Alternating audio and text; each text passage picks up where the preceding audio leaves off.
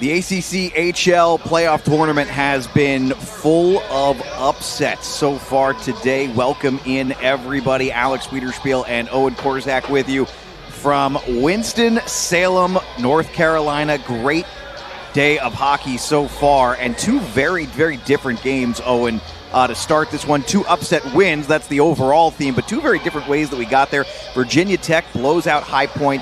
Maryland shuts down and shuts out UNC Wilmington. Two empty netters at the end to make it a little less close than it was, but a 3-0 final. And I guess the question is, can Delaware extend the streak of underdog success against a Rowan team that is the #1 overall seed and certainly has some talent on both sides from a special teams perspective, along the blue line, at forward. A lot of really, really good players on this Rowan team. But as you pointed out to me, they played a lot of close games this year. They might be susceptible to something like that in this one. Yeah, and if we're just going based off of trends, in the first game when we had Virginia Tech and High Point won in the regular season twice over Virginia Tech. Virginia Tech obviously came away with the win today. And then even the game after, UNC Wilmington, they beat Maryland twice in the regular season, lost today. Delaware lost to Rowan twice. They have a chance to continue this trend, and Delaware, they're a team that is going to play the full 60 minutes. They're coming off of a really impressive weekend at Maryland a week ago. So I think that we could certainly see an upset today. And like you said, Rowan wins a lot of close games. They played earlier this season in September. Delaware lost 2-1. And then in January, more recently, Rowan won 4-0. So Rowan with a little bit more momentum, but certainly upset watch today. We'll be keeping an eye on the goaltenders in this one to start. Robert Kennedy. Apparently you can call him either, but we're going to go with Bobby Kennedy in this one. That's what assistant coach Ian Cluey refers to him as. 11-2-1 on the season, 331 goals against, 898 save percentage. Some solid numbers coming into this one, especially at this level. Rowan, I think, as we've seen throughout this tournament, and it's kind of a true hockey axiom, you got to rely on the backbone, you got to rely on the goaltender. At some point, it's eventually going to be necessary. Yeah, absolutely, and we saw that in the last game where Maryland, they were outshot 59-20, and they won 3-0. So goaltending is going to be extremely important, as it is in every playoff game. And we have two really good ones tonight. Bobby Kennedy, we already talked about. He's got 11 wins this year. That's towards the top of the ACHA. And then Joseph Monty, whose stats maybe don't pop out, but he is a very solid goaltender. Last weekend, he won against Maryland in the back half of their doubleheader over the weekend. And in the first game, he actually came in relief for Dominic Saputelli, who really struggled. And he brought Delaware back into that game single-handedly. Well, and the story always kind of comes back to the same thing, right? If you look at that save percentage and that goals against, save percentage is not great, goals against is not great, but the save percentage is a little higher than you would expect for what the goals against is, which tells the same story that we see with any group like this. He sees a lot of rubber, and he's going to see a lot of rubber, I think, in this one as well. Rowan comes in with one of the best goal scorers, actually a couple of the best goal scorers, really, but Max Findlay and Jake McLeod, those are two players who are really going to drive play for the Profs in this one. Absolutely. Max Findlay leads the ACC-HL in goals, assists, and points. He's got 18 goals, 21 assists, 39 points in 28 games played. But Jake McLeod, a freshman, in just 22 games played, has 16 goals, 15 assists, and 31 points. He actually has a higher points per game than the ACC's leading scorer in Max Findlay, so that's certainly somebody to watch out for. I think that the freshman is going to want to make his presence felt in his playoff debut. 5 players for Rowan, averaging at least a point per game. And when I got a chance to catch up with Ian Cluey, one of the things he told me is that the way that this team plays, it is a competition every practice. It's a competition every single night. They're not always going to roll the same lines. Yes, a lot of it's going to run through Findlay and McLeod, but they're essentially, one of the things they always say is that, we don't have any kind of superstar talent here, so as a result, every night is a competition for the Rowan Profs. Yeah, and a big thing to watch for Delaware today is that one of their best defenseman, CJ Milseric, he was suspended the last game after getting into an altercation. He's back in the lineup. He is a lockdown, shutdown defender. He's going to be seeing a lot of minutes. And if Delaware is going to want to pull out a win, he's going to be someone to watch. Yeah, so Delaware coming into this one, obviously the 8th seed, last one into this tournament. They'll have some work to do. But again, it might just be that there is something in the air tonight in Winston-Salem, because the favorites, they have not had any luck today. And in particular, I think make the argument that in that Virginia Tech High Point game, we just got it wrong who the favorite was. Yeah, Virginia Tech came out and dominated. Yeah, and High Point actually came out pretty solid. And when we look at Virginia Tech, they're a team that when they go down, they very rarely climb back up the way that they did today. And so that was a great look from the Hokies. And this tournament is shaping out to be an incredible day tomorrow. Brown and gold for Rowan, the Blue Hens of Delaware in those gorgeous deep blue jerseys with white trim, white numerals, gold trim as well, as we are officially underway in this one.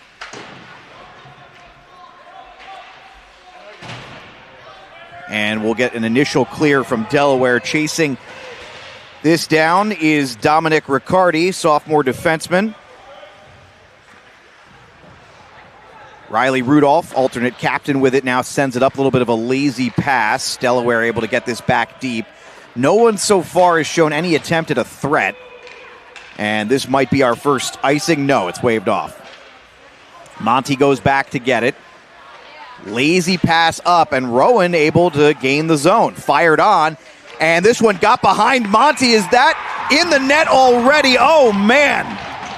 Wow, I thought Monty had gloved it, and I think he might be indicating the same thing, but the puck must have somehow come out and then gone in. We'll see a replay momentarily. That's going to be a goal for Josh Bianchi.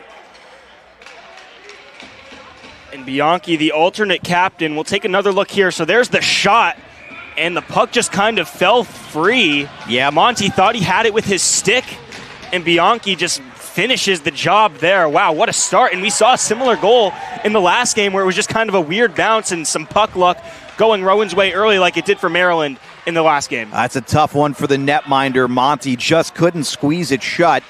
And as a result, Rowan with the early lead.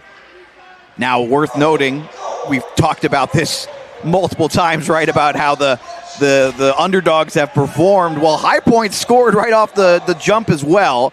Not saying we're going to see the same thing here, but for anyone sitting here thinking that this means anything, there's still a lot of hockey to play. We are in the first 2 minutes of action here, and 1-0 the score. But we'll see what Delaware can do in response. They have not had much luck through the neutral zone yet. Rowan is really winning the early territorial battle. This one sent all the way down, and we'll get our first icing of the game. So an offensive zone face-off coming up for Rowan. And we're going to see this goal again. Yeah, and right here, that's a nice screen there by Bianchi. It went kind of through the 5-hole. He tried to get it with his stick, Monty, and then just rolled right into the net, and a perfect start for Rowan. Well, you know what they say, you go to the net, good things happen. It's a hockey cliche, but cliche or not, it's true for a reason, or it becomes a cliche for a reason, more accurately. Ooh, good opportunity here, and the nice puck movement there from Oginski for Delaware. Pushed it forward, but turnover right in front, and couldn't do anything with it. Turned it right back over, then Rowan able to clear this one, get it out of danger. That was a little bit of a sleepy play in front. Profs were offside, had to just dump that one in. It got through the netminder, Monty, but it went behind him. Stepping in front in the neutral zone, trying to make the play there was Riccardi. And we're going to get, I believe, another offside here. And just one shot still, and it is obviously the goal, but Delaware is used to playing from behind. Last weekend, we've talked about it a lot already. They were down by 5 goals on 2 occasions at Maryland, and they ended up tying that game, eventually lost in overtime, but they can certainly play with a chip on their shoulder. And Brian Kramer is certainly someone to watch. He had 4 goals in that game against Maryland, a 5-point night for him. He's going to definitely have a nose for the net tonight. Rowan able to clear the zone. And they're able to then gain the zone. Opportunity developing here into the paint. Monty looks like he might have gotten a piece of that one. Then gets his second one from a bad angle. Made the save and then chooses to freeze it. Boy, it looked, for a moment there, it looked like something was developing for the Profs. Yeah, and Mason Dorr, a Delaware native, so a little bit of a revenge game for him. Only his 11th game of the season tonight. And he did a really good job at just getting a shot on, and it forced Monty to make a big-time save. He has 1 goal on the year. He nearly got number 2 there. Around the net, Delaware trying to get this one out of the zone. Unsuccessful so far. And then flying the zone. Breakaway opportunity. Good defensive play. Puck is still loose. Finally gets out. And the player went down hard into the boards. Get a look on who that was. That was rough. Yeah, that was Chris Sager. And Sager is one of the best scorers on this Delaware team. If he is out, that's a big loss, but it's good to see him skating right now. He's moving. Yeah, he is moving. If we get a chance to see a replay, I would love to see that one again. There's a lot that happened there in a short span of time. And I think Sager, I'm not sure he actually got the shot off, but we'll see it in a moment. Yeah, regardless if he did or not, there was a grade A chance for Delaware on the rebound to put it in, and they didn't. Working it up now for Rowan. Good play from behind by Olensky to make sure the Profs were not able to enter the zone. Rowan, I'm noticing, by the way, early on, attacking at the blue line of Delaware early, and they forced a couple of turnovers there to start. Keep an eye on that. We saw Virginia Tech take advantage multiple times against High Point in a similar manner. And again, that is really the name of the game, right? Who can capitalize off the most mistakes? And that has been the story so far today for both winning teams. And Rowan so far up 1-0 because they capitalized off an early mistake by the young netminder Monty, and he'll glove that one there. And even talking about that first goal, it almost seemed like Monty, when he went for it with his stick, might have actually hit it in himself, and it wasn't actually Bianchi. We'll have to see how it lines up on the scorer's sheet, but not a great start for Delaware, but they've responded quite well. They've had a few good chances. Tip in front went wide. Delaware trying to find an alley to clear, get it around, up towards the paint, flipped it up. Good hit there. It was Justin Fox who laid a hit. Rowan back with the puck, though. It's Riley Capecci, and sent back down the other way. So going to get it is Xander Robinson, the sophomore from Williamstown, New Jersey. Quite a few Williamstown kids on this Rowan team. Very, very heavy New Jersey flavor for the Profs. No surprise there. The great state of New Jersey, I might add.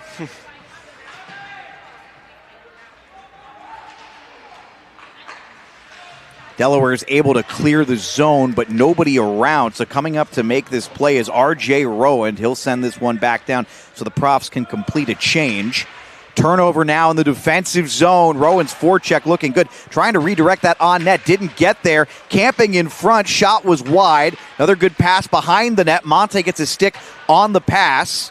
Back to the blue line and can't hold the line there with the pass. That was Carter Wyatt. So Rowan, will tell you, territorial-wise, they're finding themselves able to set up in some dangerous areas. That's a really nice pass. Opportunity in. A little bit too wide on the angle and has to finally just drop it back behind the net. Great opportunity that developed there for Owen McManus, but couldn't get anything out of it for Delaware.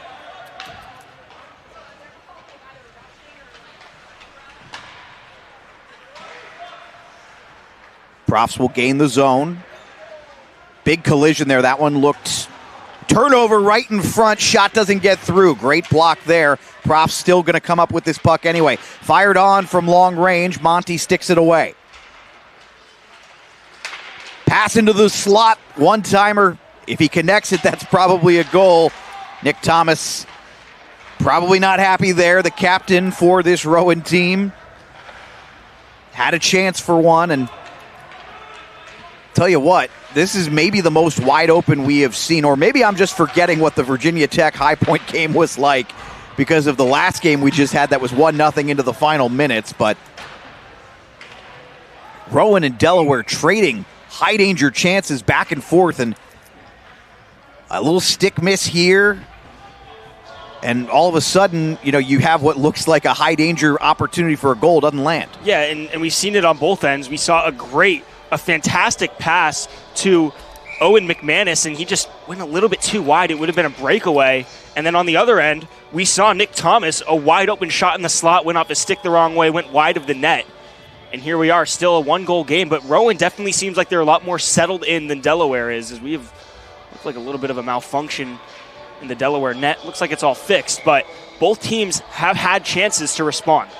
Alex Wiederspiel here with Owen Korzak as we're gone through 7 minutes of hockey here in the first period. Rowan and Delaware. A little shove from behind. Josh Flom made the physical play. Little backhanded pass. Rowan defender got a stick on it. Good piece of work there from, I believe that was Riccardi who made the play. Double check that in a moment. Excuse me, Daniel Duffy who made that last play. But nothing really brewing for Rowan on that last rush. So now back goes Delaware, crossing center ice. A little bit of a misplay off the board. And we'll have to reset in the neutral zone. That's a nice pass through the seam.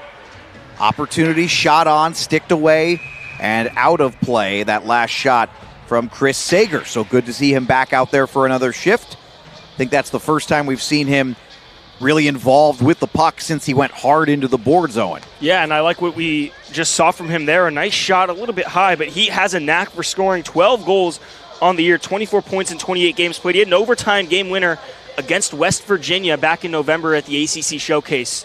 So not only can he can score in big moments. My poor Mountaineers. My poor. No one would know I was a West Virginia guy if they were here at the actual tournament, but since they didn't make it, I can reveal my West Virginia roots. Adopted West Virginia roots, I might add. Crossing the blue line here, opportunity for Rowan. Nice little back pass, shot on. That one rose on Monty. I think he got a little piece of it, but that one really rose. Then a bad angle shot, essentially pure 90-degree angle, and not even sure Monty needed to make a save there. Puck sent away. Rowan will retreat and grab it. This is Matthew Karabassi sending it around. Now Delaware sends back down. Olensky chasing. That was Sager. Pass in front goes back to the Profs, but they do not have numbers. Delaware player loses his footing, but Rowan needs to go for a change. It's the Rowan program celebrating its 50th year of existence. And similar to UNC Wilmington, they look pretty good in the rankings. 2-on-1 developing here, and the pass behind intended. Looked like Theodore Baum was the intended target, who would have loved to launch a bomb. Instead, back the other way we go. Andrew Plank there, I'm surprised he didn't take the shot. Pass into the slot, and Monty coming out makes the big save. And some extracurricular stuff coming. This Delaware team isn't afraid to throw a punch. There was it was probably about a 10-minute altercation a week ago at the Gardens Ice House in Laurel, Maryland, when they faced off against the Terps. And we'll take another look here, the 2-on-1. I believe this is Ryan O'Donnell. Yeah, it was a fantastic pass there by was Josh Bianchi, who's having a busy first period there. And then O'Donnell couldn't bury it, but a great job there by Monty to follow the puck. O'Donnell, a freehold kid. Couldn't quite get that one past Monty, but nonetheless, here early going 10-3 shot advantage for Rowan. They lead 1-0. That goal from Bianchi right in the first moments of the game. First shot, and Monty just misplayed it with his glove. And even now, kind of seeing it, looks like Rowan is kind of trying to pepper Monty a little bit. I'm not sure they have a lot of faith in him. That one was sent from distance, and now developing, shot from another bad angle. Good save from Monty. Rowan still with the puck possession here. Into the slot, into the skates, though, of the intended target. Looked like R.J. Rowan. Rowan will try again. Not to be confused with Rowan. Another turnover forced down low. Looking for an outlet of any kind, it's McLeod. Got that up towards the point. Now down. Another bad angle attempt there. That one just thrown through the crease. Nobody home. Puck got through the skate of a player, then shot on and high. Oh, Rowan really firing them on now. Saved there by Monty, and they're going to just clear this one down. Should be an icing, and it is. Rowan is really settling in. They've pretty much had full control of this game. Past few minutes, they've had sustained offensive possession. We'll take another look at a shot here. And that went right through the skates of Stam, and then the shot went right over Monty. So Rowan sustaining some nice offense, but not getting any high danger chances out. Monty will cover that one up, and that will take us to a media timeout. 1-0 the score. Rowan leads here in the 1-8 game at the ACCHL playoff tournament. We're back in a moment in Winston-Salem.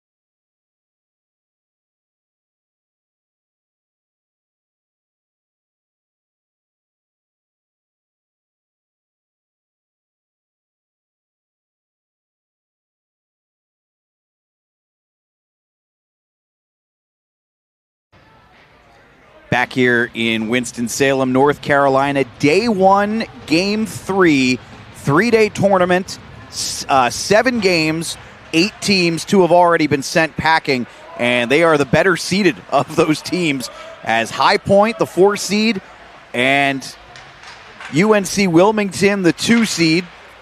Curiously, both Carolina schools sent home.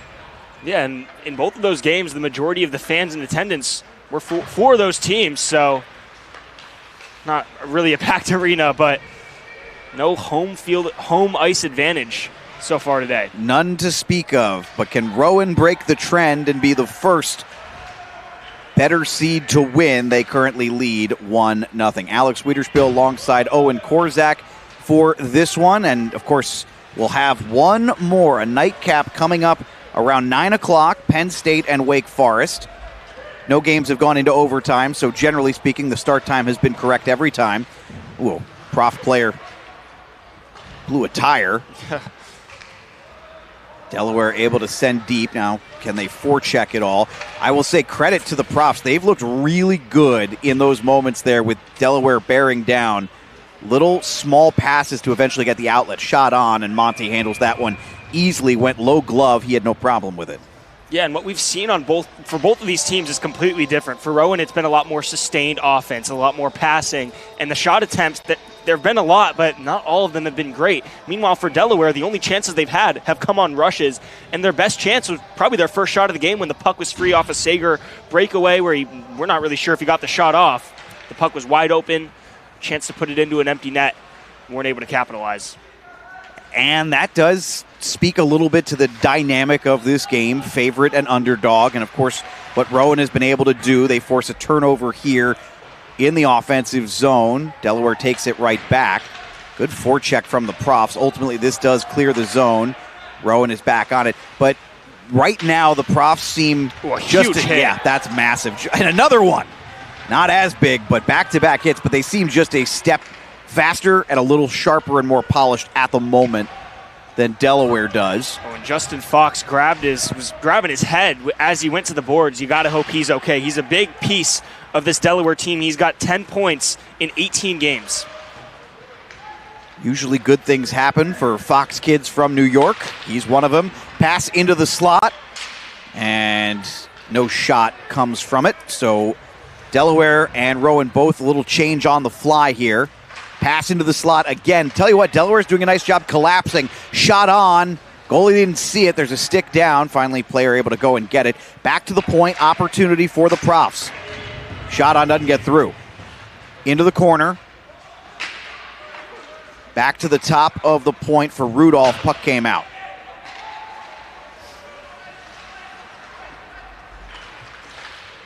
Back the other way, Danny Downey. He takes the zone for Delaware, then goes off for the change. Numbers here for the Blue Hens. Good job establishing possession. Back out, shot, doesn't get through. Coming up with the loose puck opportunity. Backhander on, didn't get through. Huge opportunity there for Vincenzo Variali.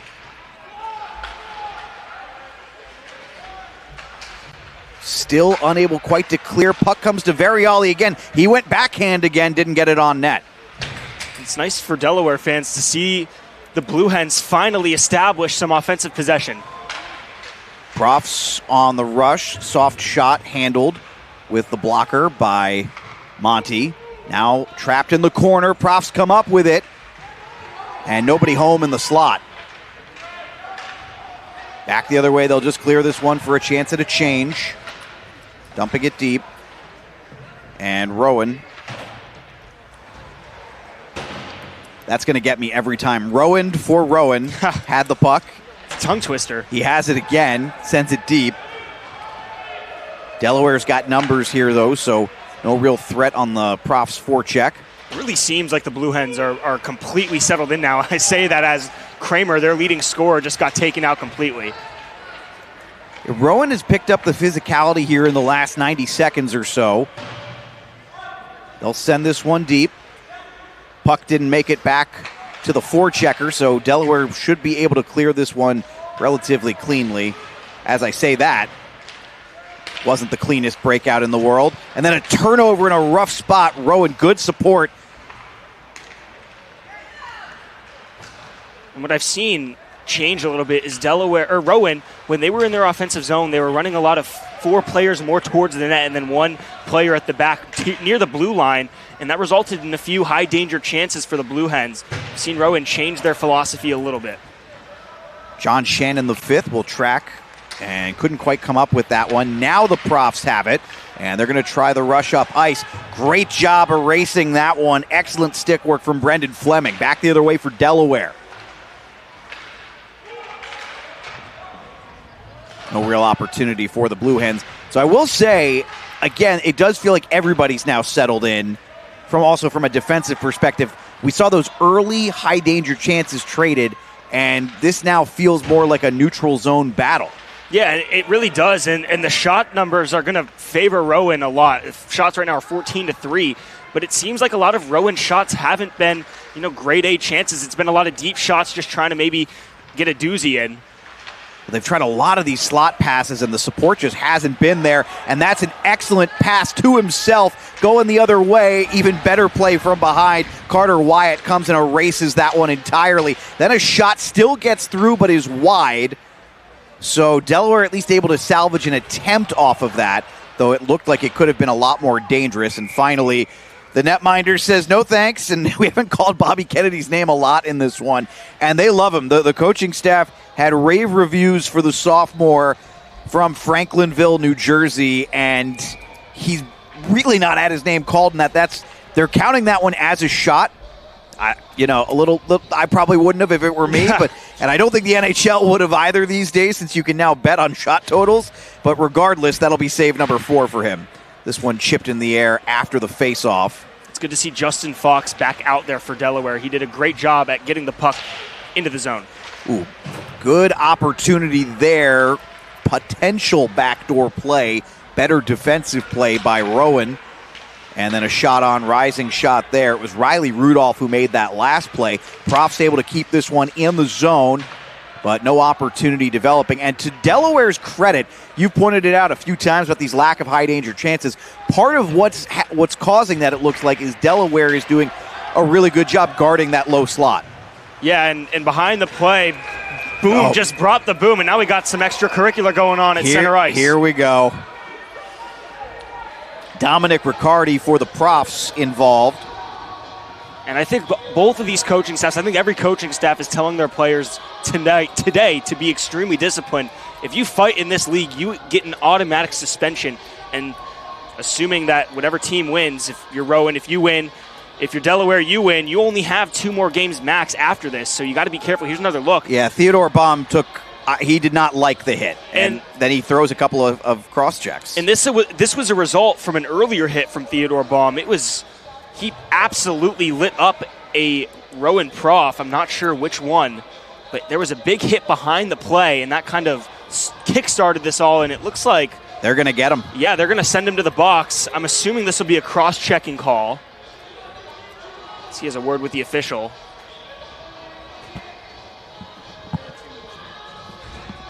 Actually, the call is for too many skaters, 6 men on the ice. Wow. Okay. So that's an absolute backbreaker for Delaware, who, like we said, they finally kind of found their rhythm, and now you're shorthanded. That has real by the way vibes from the officials, yeah. But 2:26 to go here in the first period, so a late first period power play for the Rowan Profs.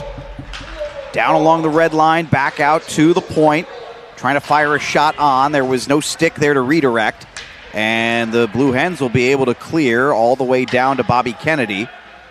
Kennedy will play it. Nice pass up around the corner. Delaware has an extremely aggressive penalty kill. We've already seen it a little bit, but Kramer and Stam, the 2 forwards, they already play on a line together normally. Kramer, one of the best scorers in the league. So that is something to keep an eye on. We see it again there. A couple of lazy passes from Rowan as well. And I will say, I'm a little surprised. This is the game that you're able to scout, the true scouting report game. Trying to get a shot on here, shorthanded, not going to go. But a little hit thrown there. Knocked Brian Bowman down. He's okay. Gets back up. 90 seconds to go in this one. A minute to go on the power play. And you would kind of forget they're on a power play because Delaware has done everything shorthanded. Opportunity here. Shot we on. got a penalty. Yep, this is coming as Brian Kramer is going to draw the call. Is this a penalty shot? That's the question. Will they say it was enough of a breakaway that's going to just be a 2-minute minor? It looks like a player going to the ice. So we'll have 4-on-4 hockey for 49 seconds, but like we said, this is a very aggressive penalty kill, and we've seen it on full display. Kramer had a goal very similar to that last weekend at Maryland on the penalty kill, and this is how Delaware can get back in the game. We'll take another look here, and I think they're going to get him for maybe a slash or maybe a hold too. Doesn't look like a hook or anything. That was Xander Robinson who's going to the box. We'll see what the scorekeepers officially say. I did not see a signal. I would have guessed hook, but even still. Looking at the replay, it didn't look like too much of a hook. It looked more like he was trying to just impede the shot. I guess that is what a hook is, though. So holding. All right, so good. Yeah, it is a holding call. Good first call.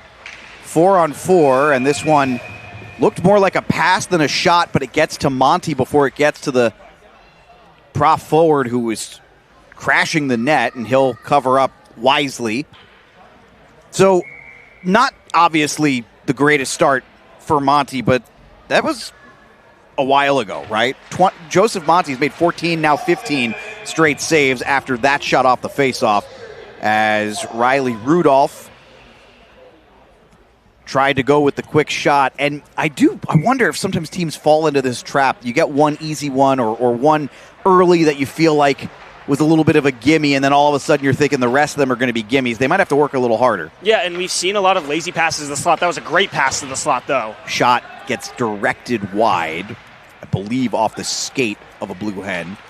Far side point into the slot. No shot opportunity there, so he peels back. Opportunity on redirected. Oh, someone got a stick on Griffin Meyer's shot, but it goes high. Still possession here, 4-on-4 for Rowan. 4-on-4 for... now it's over. Power play for Delaware. And they've got some numbers here. Tried to fire one on. Rudolph did a good job making sure that the shot attempt from Chris Sager didn't get through. And Rudolph is a very good two-way defenseman. He has 18 points in 21 games so far this year for Rowan. But he can definitely make it happen on the defensive end. We just saw it there. So that should just about do it. And we'll actually see if they put time back on the clock. I'm pretty sure that was offside. No, they're going to send them to the rooms. That'll do it for the first period. 1-0, Rowan on top. And tell you what, it looked like Rowan had a moment where they might run away with this thing. Nice job by Delaware to settle down as the period went on, Owen. Yeah, absolutely. Delaware definitely found their rhythm, especially in the back half of this first period. They've gotten a lot of good chances off of rushes. Now, what we're going to have to see from Delaware is if they're able to translate their rush attack into more of a sustained offensive possession like what we've seen from Rowan. So the Profs lead 1-0. It was going all the way back. I think it was in the first actual minute going all the way back. We don't have live stats at the moment, but the one goal from Josh Bianchi. Yeah, and of course, we're not even 100% sure. If you watch that replay again, there's a chance that if Monty knocks it in himself, Bianchi wouldn't even really get credit for the goal. But nonetheless, that's sort of the weirdness of what today has been. We had that one goal from Mohan in the previous game for Maryland that just made an enormous difference, and it was all off a very, very strange set of circumstances, a weird bounce off the side of the net, unassisted, and that was wound up holding up as the winner here. And so as mentioned previously, we're in kind of a wait-and-see mode with what's going to happen as far as tomorrow's matchups go, because since they will reseed these teams, if the Profs were to lose, that would throw a total wrench in everything. That would make this just a cluster. I mean, you already got the 2 seed knocked out. If the 1 seed were to be knocked out, there's a chance that the bottom 4 seeds are the ones that all move on, depending on the result from Wake Forest and Penn State today, which, if you're asking me, I think that the Penn State and Wake Forest game, I think that is the most lopsided game of the 4 that we'll see today. I think Penn State is the much better team than Wake Forest, but, I mean, I think a lot of people thought that UNC Wilmington was the much better team compared to Maryland. So, it's the playoffs. You run into a hot goalie like Wilmington did. Jack Fitzy, 59 saves for a freshman. You never know what will happen. You can never predict these types of games. And worth noting, by the way, as well, so if Rowan does win, that will make things a lot simpler for the schedule makers, as we'll know Rowan will play Maryland definitively in the semifinals. Which for Rowan, they're number 1 seed. They're 10-2 in the conference. One of those losses was to Maryland. The other one was to Wilmington, who Maryland just took care of. So there's a chance we might be seeing a 7-seed Cinderella run, depending on the result today. Oh, I'd have a lot of fun with that tomorrow. And that's why, folks, we remind you, you're going to want to tune in. This is just day 1 of this tournament. 8 teams. We're down to 6. We're going to whittle it down to 5 after this one, and by the end of the night, we'll be down to 4. You can watch all of it on AAU Plus and right here on YouTube as well. He is Owen Korzak. I'm Alex Wiederspiel. We're going to step aside, and when we come back, we'll have some analysis here at the first intermission. It is 1-0 with the Profs on the penalty kill when we come back.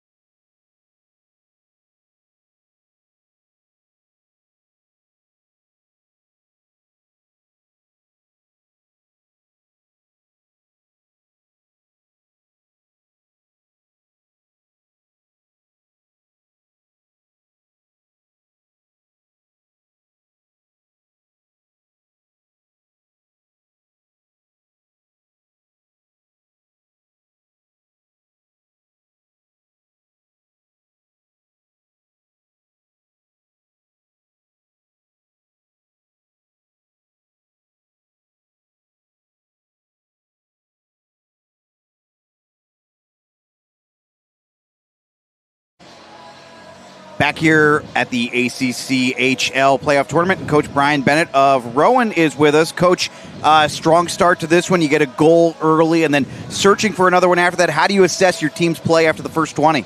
Oh, it's process for us. We're just, getting our legs under us and trying to be physical and just get to our game. And I think we're on our way. So. And, Coach, first shot, first goal of the game. Just talk us through the reaction from the bench, what it meant to get on the board so early in a game that could end up being low scoring like we just saw the previous game. I mean, there's plenty of time left, so we'll see what happens here. But, anybody who's played a game before is going to tell you you get the puck to the net. So I was just gonna ask where you start. How happy are you as a coach to see you go to the net? You're going to have good things happen. Yeah, I mean the game's about controlling the middle of the ice, and the net's in the center lane. So you put the puck there, and good things will happen. Very good, Coach Bennett. Thank you for joining us. Thanks, fellas. All right, that is Coach Brian Bennett of Rowan, and the Profs are ahead 1-0 here after one. We're closing in on the start of the second period. Before we take another break, Owen, I'm curious what you think Delaware has done well, what you like from Delaware, and think you look at and go, that's something they can hang their hat on to get themselves back into this one going into the second period. So I know that the shot numbers are very, very drastic. They're drastically different. Rowan has 16 to Delaware's 4, but I do think that Delaware's done a really good job on the defensive end. I think a lot of those shots were not high-quality chances. I think that they were deep shots from the point, just trying to maybe get a screen in front. Delaware's done a really good job at protecting the slot. How many times have we seen a Rowan pass to the slot that goes nowhere? We've seen it a lot of times. Their penalty kill was fantastic. They're starting this period on the power play. There's a lot of time left, like the coach just said. So Delaware, if they can get quick possession to finish the last 43 seconds of this power play, I think that they have a chance at evening it up. Very good. We'll step aside, come back. Second period will be starting when we return here on the YouTube channel and AAU Plus. Back in a moment.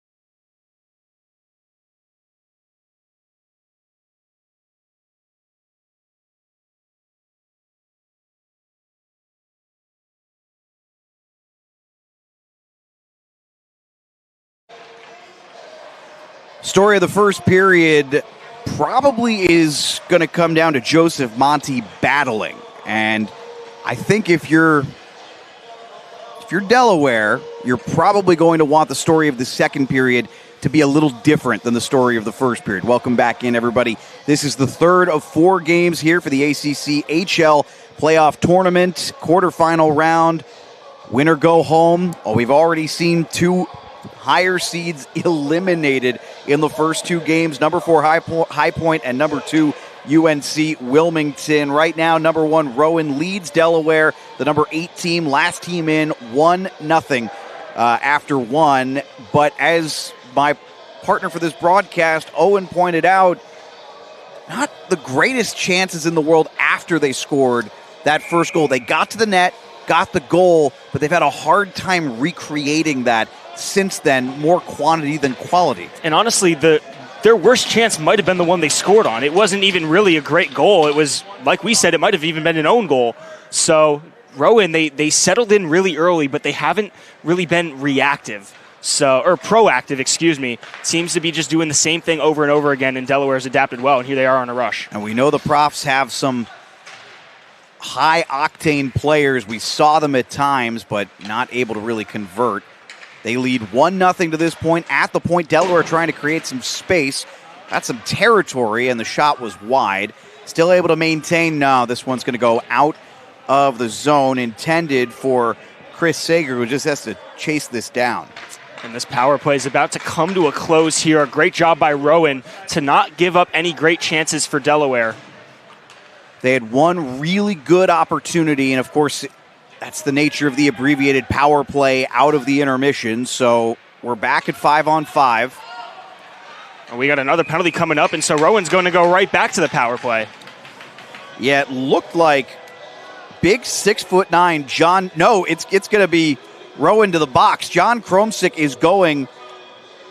I'm going to be curious to see the call. I think it's going to be a hooking call. Yep, that's what they signaled. Yeah, and Kromsick is a fantastic defenseman. He's got 2 points on the year in 19 games, and we'll take another look there. And yeah, just boy, I got to tell you, yeah, I think if you're going to call a hook there, you would call it on Justin Fox of Delaware and not on Rowan. Well, this is a problem developing. 2-on-0, shot on. Monty makes the play. That was a bad angle and made the most of it, but Monty makes sure to hold his post. There was no opportunity for the pass, and there's also an element of he is 6'9". And we'll take another look here, and Monty followed that the whole way through. I'm a little surprised they didn't go for the pass there. I think the puck is rolling up on his stick. At the back door, they had Anthony Cassis wide open, and it would have been probably just an easy tap-in for him if they were able to make the pass. But like you said, it would have been a difficult pass to make. Yeah, that's another turnover forced here. So nice penalty kill for Rowan, giving Delaware a taste of their own medicine with this aggressive penalty kill to start. All the best chances on this power play have come shorthanded for Rowan. I feel like all the best chances on every power play have been the shorthanded team today. Yeah, we saw Kramer with a breakaway, nearly a penalty shot earlier. So something to keep an eye on is the special teams. It could end up being the difference in this game like it almost was in the Virginia Tech game. Pass across gets deflected, so not clean, and finally cleared away cleanly. So Monty will go back to play it. Only 2 minutes gone by here in the second period. 1-0. Oh, a nice spin move there. My goodness. That was really good. That was Josh Flom, and we haven't called his name much in this one, but creates some space for himself, and the shot gets on. Save made. And Bobby Kennedy has not been tested much in this one, but he makes a good save there. That's just his 5th. And you've already touched on it. The players and the coaching staff for Rowan, they will speak highly on Bobby Kennedy. He will make any save whenever you need him to. Made a nice one there. Opportunity developing, trying to get this one through the slot. Excellent defensive play. Couldn't clear it, though. Oh, and then a miscue from Delaware. That one goes and squeaks out of the zone, so they'll have to send deep once again. There's a little too much razzle-dazzle there from Kramer for his team's own good. I think that everyone on the team thought he was going to go with the shot. He winded up his stick pretty strong there, and everyone went away and ended up being a zone clearance. That will do it for the penalty. The big 6'9" defenseman is back on the ice, and then very quickly back on the bench after he sent it deep. So I will say, obviously you want to talk about floor or ceiling or any of those types of things when it comes to teams. I think it's clear why Rowan has won as many games. There's a lot of really, we're not seeing a lot of mistakes made by the Profs, and that's the one spot where you say a team with a high floor is able to succeed. They are really doing a nice job with the details of the game. Where they have not been as good is creating explosive plays, but see what happens as this continues. Down low, looking for an outlet of any kind. Puck squirts loose into the corner. Profs below the goal line.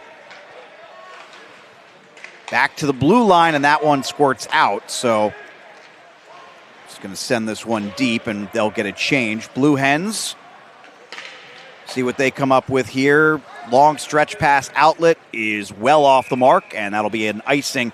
And that's the type of mistake you want to try to avoid, I think, in this scenario. But here we are. Absolutely. In Delaware, all of their offensive success so far today, which there hasn't been much, obviously, with no goals on the board yet, have come off of rushes. They've had 0 sustained offensive possession. Even on the power play, they had maybe 10, 15 seconds of actual sustained offense. It's been all rushes, and then when you ice the puck, you got players who are trying to rush, who are gassed, still on the ice. Well, Bianchi won the faceoff, and then a terrific play.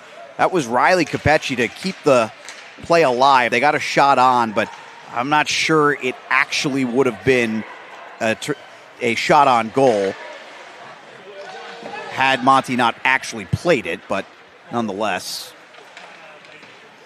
We haven't seen a lot of shots so far this period. And You're right. A lot of the shots that have happened, or the shot attempts, have not gone on goal, and just something to keep an eye on. We saw a lot of offense in this first period and not a lot so far, but here we go for Delaware. Yep, that's a turnover right at the blue line, firing this one on. There's another shot attempt wide. That one a little too high for Brendan Stam. Into the corner. Well, I will say, too, the first period, there were a lot of attempts. I feel like we're not even really seeing a lot of neutral zone turnovers. This has settled once again into kind of a territorial war, which is where it was for a pretty big stretch of the first period as well. And that probably favors Rowan, but you'd like to see the Profs, who have maybe the more explosive talent, right, Owen? You'd like to see them maybe find a way, but I guess the question is, if you keep grinding at the process, eventually does it come? Yeah, and for Rowan, they've done it. They obviously have the talent. They have a good chunk of the top 10 ACC leading scorers on their team, and so they definitely have the talent to break through whenever. But Delaware is a team that they just play so feisty, and they get better as the game goes on. I've called about 3 or 4 of their games this year, and it seems like they kind of get dominated in the first half of the games. And the 10-minute mark in the second period hits, they're a completely different team. As we approach that mark, that's somebody to keep an eye out. A couple of shot attempts wide there, by the way. So Rowan got a couple of opportunities, but nothing they could actually put on net. And now an opportunity, not quite a breakaway, but off the rush. Bobby Kennedy is ready for it. Yeah, and that was a really, really good defensive recovery there by Xander Robinson. It looked like it was going to be a clean breakaway for Chris Sager. Robinson got backed. It turned into a contested shot. And that's another really good job at even when Rowan is giving up chances like this. As we take another look here, Xander Robinson, a great play to get his stick there, forced an early shot. We talked about how they don't make a lot of mistakes, but when they do make the mistakes, they're able to fix them immediately. That was a picture-perfect example of that. Kennedy also doing a good job cutting off the angle, coming out a little bit. I did not see who made the pass. That was a dynamite stretch pass. I think best we've seen today of any of these 3 games. Shot on. That one didn't get through. It was through traffic. And now flying the zone, 2-on-1. Opportunity, fired that one on and preserving the 5-hole. Good work from Monty. Off the rebound, able to corral it. Can't get a shot off. Delaware back the other way. Bit of a lazy pass through center ice. This intercepted by Rowan briefly. And Delaware tries to send deep. John Shannon, the 5th, sent it back up. Delaware back with it one more time. Josh Flom sends down deep. Good hit underneath by Plank. Back the other way. Pass a little too long, intended for Evan Schuster. Haven't called his name much in this one. Now Delaware, maybe a rush chance developing here, and the shot went wide. Blue Hen player was a little off balance. Looked like Theodore Baum. Yeah, Baum had a really good chance there and just a little bit wide in the slot. And that was another really good opportunity for Delaware. But like we said for Rowan, they gave up a really good chance, but they were able to recover and forced what looked like was going to be a wide open slot chance into a contested shot, ended up going wide. These are, again, we talk about the kind of the details of the game, and they're really not giving up on any play. And it's not the prettiest thing you'll ever see, but it is effective. Firing a shot on, and that one took an odd bounce and in. 2-0, Rowan leads. Riley Rudolph is going to wind up being the one who sends it home. That thing took a wild ricochet. I can't wait to see this replay. Yeah, absolutely. And Rudolph, a great two-way defenseman. We'll take another look here. Get the shot. And it was, oh my goodness, what a job by Rudolph to get a piece of that puck. Angled it down, went right through the 5-hole of Monty. And Rowan doubles their lead. Wow, what a statement goal that was for Rowan. It looked like Delaware was finding themselves back into the game. Rowan is trying to close that door, and they are up 2 goals now here as we approach the halfway mark of the period. I was just going to say, did we hit the 10-minute mark yet? We're close. We're close to the 10-minute mark, and Rowan is slowly taking over this game. And again, it's little things, it's details, it's the ability to back check as well as they have. And in that situation there, again, we might be, at day's end, we might not see many goals, certainly not redirection goals, prettier than that one in this entire tournament. 2-0 opportunity for Delaware. Let's see if they can regain some form here. As we approach the midway point of the second period, this puck will go out of play. This is the difficult part, though, because as I'm looking at this, we'll answer this when we come back from break. I think the biggest concern here is that you get behind against a team like Rowan, very hard team to come back against. That said, we'll have more on that on the other side of this break here on AAU Plus and YouTube. We're back in a moment here in Winston-Salem.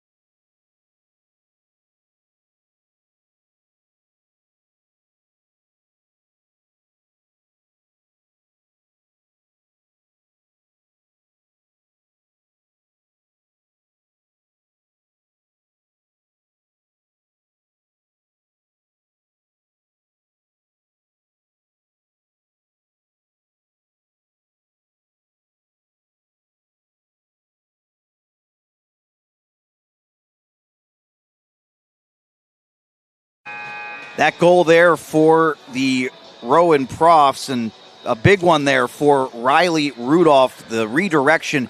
That feels like that has made a big dent in what Delaware has to do in this game. First off, what a deflection there by Rudolph. That is a defenseman, by the way. That is not a forward who is practicing this all the time. That's the defenseman who's normally shooting those, which end up getting deflected. But that is just a killer because it seemed like Delaware was finally finding a rhythm, finally finding themselves back into this game. And we talked about it right before the break.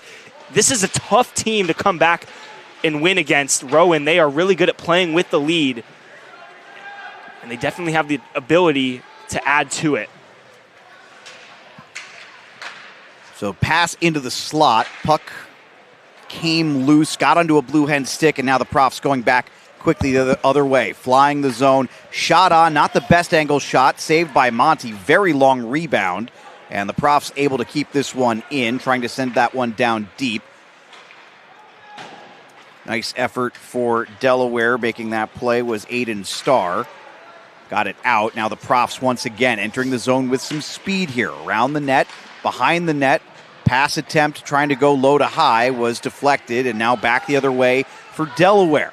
Opportunity developing. Shot on and well-positioned. Bobby Kennedy has no problem with Anthony Greco's shot. And that was a fantastic move by Greco to actually find a lane to make the shot, and the shot was just right on. It was a fantastic, kind of cutback move into the slot. We'll take another look here. Here's the move. Just a toe drag, and then the shot right on. I would have liked to see a better shot there from Greco, and Kennedy, when he's been asked to make the saves, he's been able to make all of them, but at the same time, there haven't really been too many big saves he's had to make. Whistle coming, yep, and I think they're going to send Delaware back to the power play, it looks like. If you're Delaware, this is what you have to convert on. They haven't really done a lot on their power play, and Rowan was on the power play at one point too, and like we said, both of the teams that have been shorthanded have actually had better scoring opportunities than the teams with the man advantage. So Max Findlay, who I think the most shocking thing, we really haven't called his name all that much in this one. He's going to the box, and you can see this again here. He's going to play the puck, and right at the end of that play, lays a hit and didn't quite see the call. I think they're going to get him for boarding maybe. We'll find out in a moment. They're able to clear this one down. That is exactly the call, boarding. And now another whistle. I think the net came off the mooring. I didn't see anything happening. I think that the net is a little bit messed up, and we see the ref adjust that as needed. So 2-0 here, and we have just officially crossed the halfway point, 9:54 to go in the second period. Rowan, the number one seed in this tournament, leading Delaware right now. Rowan, in theory, gets a bit of a gift after the upset of Maryland taking down UNC Wilmington. But as you noted earlier, that might not be a big gift for the Rowan Profs if they win this game. Yeah, Maryland beat them earlier this year, and it wasn't like a 2-1, 1-0 type of game. Maryland won 4-1 at Rowan. So they certainly know how to compete with the best team, I guess, by seeding in the ACCHL. And remember, this is a Delaware power play opportunity. What a save! No way! Monty stuck out the glove and did exactly what he needed to do. I don't believe it. Oh, my word. Call a cop. There has been a robbery on the ice. Here's another look. A 2-on-1, just a simple pass. And we talked about this player earlier, Mason Dorr. And that's Evan Schuster, by the way, on the shot. He can't even believe it. He cannot believe it. Look at he flipped the puck out. That's great. And let's just say that Monty closed the door on that one. My goodness, call a cop. Monty just robbed the Profs blind. Boy, if anyone was worried about Monty's glove after the first goal, they're not going to be worried about it after that. He put some sticky stuff in there. That's what he did. 9 minutes to go here, down to 45 seconds on the power play. And again, by the way, this has just been the reality of it today. Both shorthanded units have been a lot better than the power play units here in this third game of the day.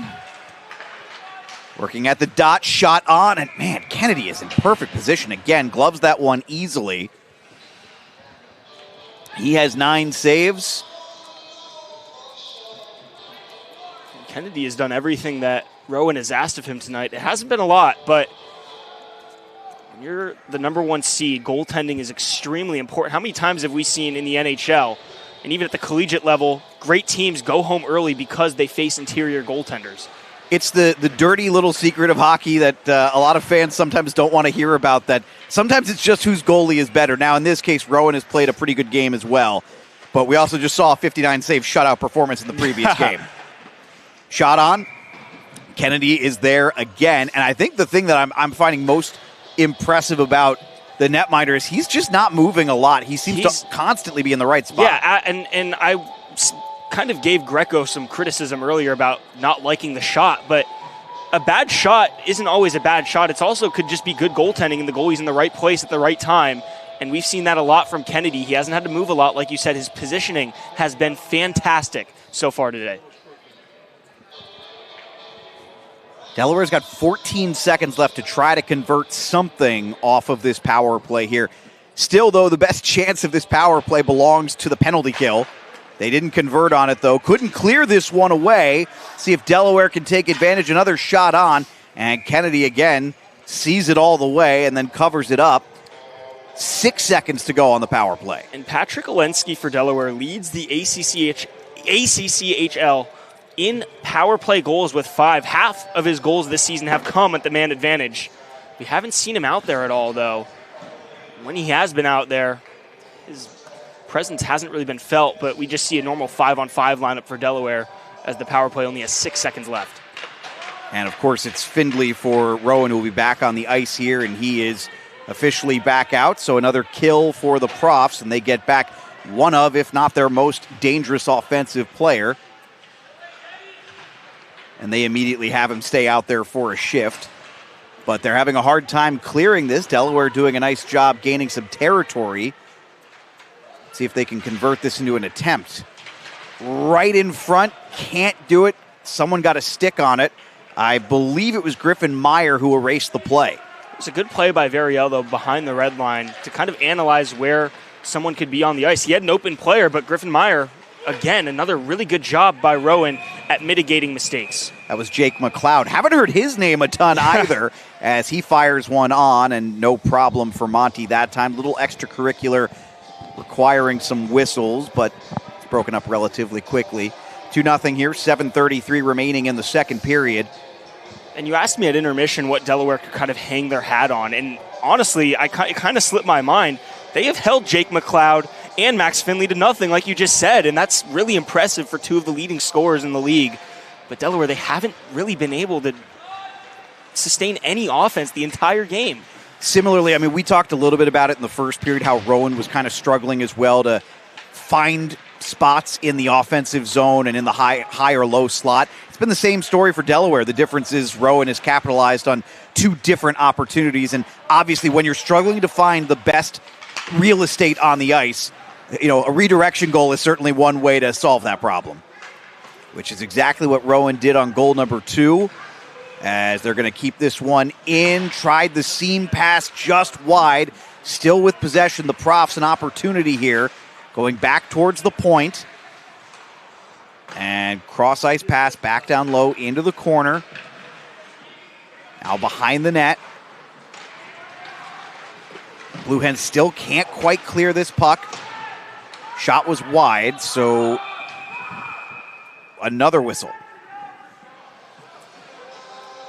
I'm wondering what the whistle was. Players were just screaming stop. Maybe there is a penalty coming up. That's going to be on CJ Mielsarek, who we talked about before the game. He's coming off of a suspension, a 1-game suspension, after an altercation with Maryland's Blake Warner. Did not see. We're going to take another look here. Along the boards, if that's the penalty, maybe they're, we got an elbowing call on the ice. Not 100% clear from the replay, but maybe we missed something early. But hey, this is a really good opportunity for Delaware. We've said it all game. The shorthanded opportunities have outweighed the power play opportunities for both of these teams. So watch out for Chris Sager and Brian Kramer. Both are very dangerous scorers. Rowan going to need to be a little crisper with the passing on this power play. And once again, opportunity seam pass just a little bit long. This will go straight back to Kennedy, and he's able to get that away with the backhand. I think Delaware a little too aggressive for their own good there. I think if Olensky just kept the puck, he got a 2-on-1 with Sager, one of the best scorers on this team. Yeah, I think he wanted that clear breakaway. Instead, Profs now see if they can establish some possession here. Puck was played with a high stick. We will continue play, though. Nice job by Riccardi to keep that in. Gets this one around. Profs establish possession. Ooh, passes a little far for Riccardi and going to go all the way out. Xander Robinson has made a couple of really good defensive plays in this one. Will carry in for the Profs. Tries to send it deep, redirected. Nice play there by Fleming. So even though they haven't created anything offensively on this penalty kill, nice kill so far for the Blue Hens. They've killed off a minute 25 of it. And it doesn't even seem like Rowan's had any chances. And here's a dangerous chance. Oh my, this is a big opportunity. Shot on Kennedy, makes the save on Kramer. Boy, Delaware is almost sneaky in the way that they're able to find a soft spot and then jump on a pass. Crashing hard, but not able to gain possession. There they finally do. Nice forecheck there for Brian Bowman. Pass across. Shot on, hit the side of the net. Going to try to go from a bad angle. Can't get a shot off. Finally did. Not sure it actually got to the net. An excellent defensive play there. The power play is officially over. Still the Profs with possession here. Some real estate near the blue line. Lost the puck. Able to come back and get it. Sending it around. Rowan. It's Max Finley looking for an outlet of some kind. His shot was redirected and all sorts of opportunities, and instead firing that one on for Riley Rudolph. He couldn't get that one through. But Riley Rudolph had big John Kromsick kind of wide open, and he chose to shoot it himself. And speaking of Kromsick, who took a penalty earlier, he'll send this one deep. Yeah, if you think you're tall, you should take a look at Kromsick. He's 6'9", and then you put some skates on him, probably near 7 feet tall. It's a good leg save there for Monty, who again has, I think, been strong in this one.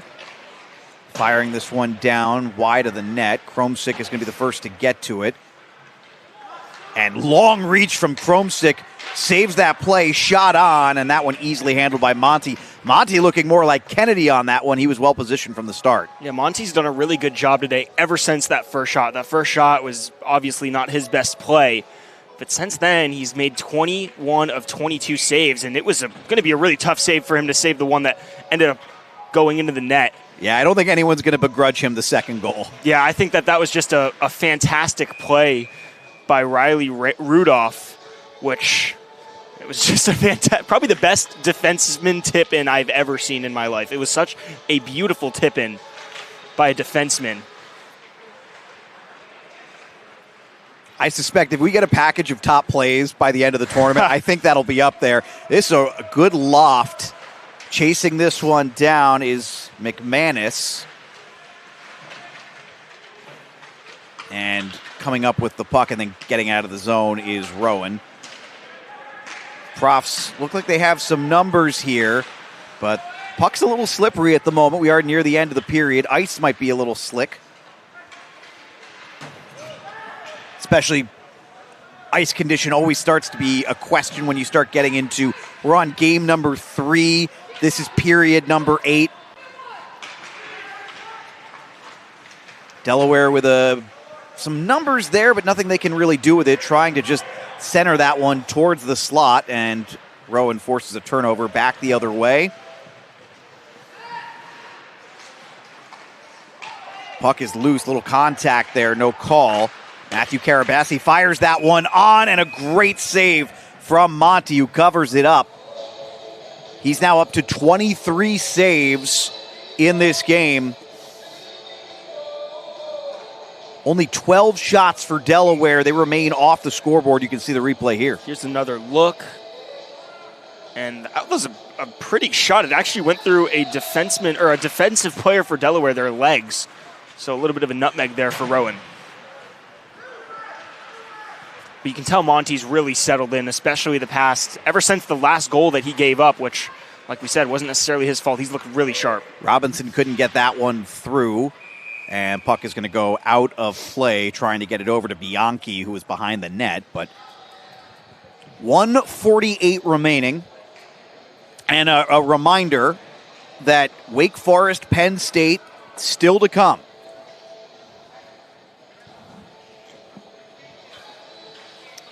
That is the 3-6 game. I know you mentioned it. Kind of think Penn State has a bit of an edge in that one, which no surprise to anybody, but maybe the biggest edge of anyone in the tournament. Yeah, Penn State, they are the reigning champions. They have been so dominant this year, and even though they're coming in as the 3 seed, they played a lot of teams tight. Delaware beat Penn State, and Delaware is down 2-0 right now, but they are a really tough team to beat, and they have championship pedigree, and that is so, so important in the playoffs. Terrific bad angle save there by Monty, and then he just sticked it away, swatting away a fly. Delaware the other way. Ooh, almost for a moment there looked like they were about to have numbers with Joseph Legato. I think the official was actually in the way there. I think that he might have kicked the puck away, and obviously that's not good for Delaware. An opportunity was developing there. The pass wasn't good enough.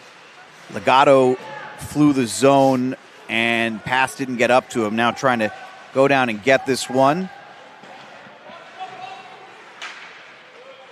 On the forecheck, Rowan's going to force a turnover here.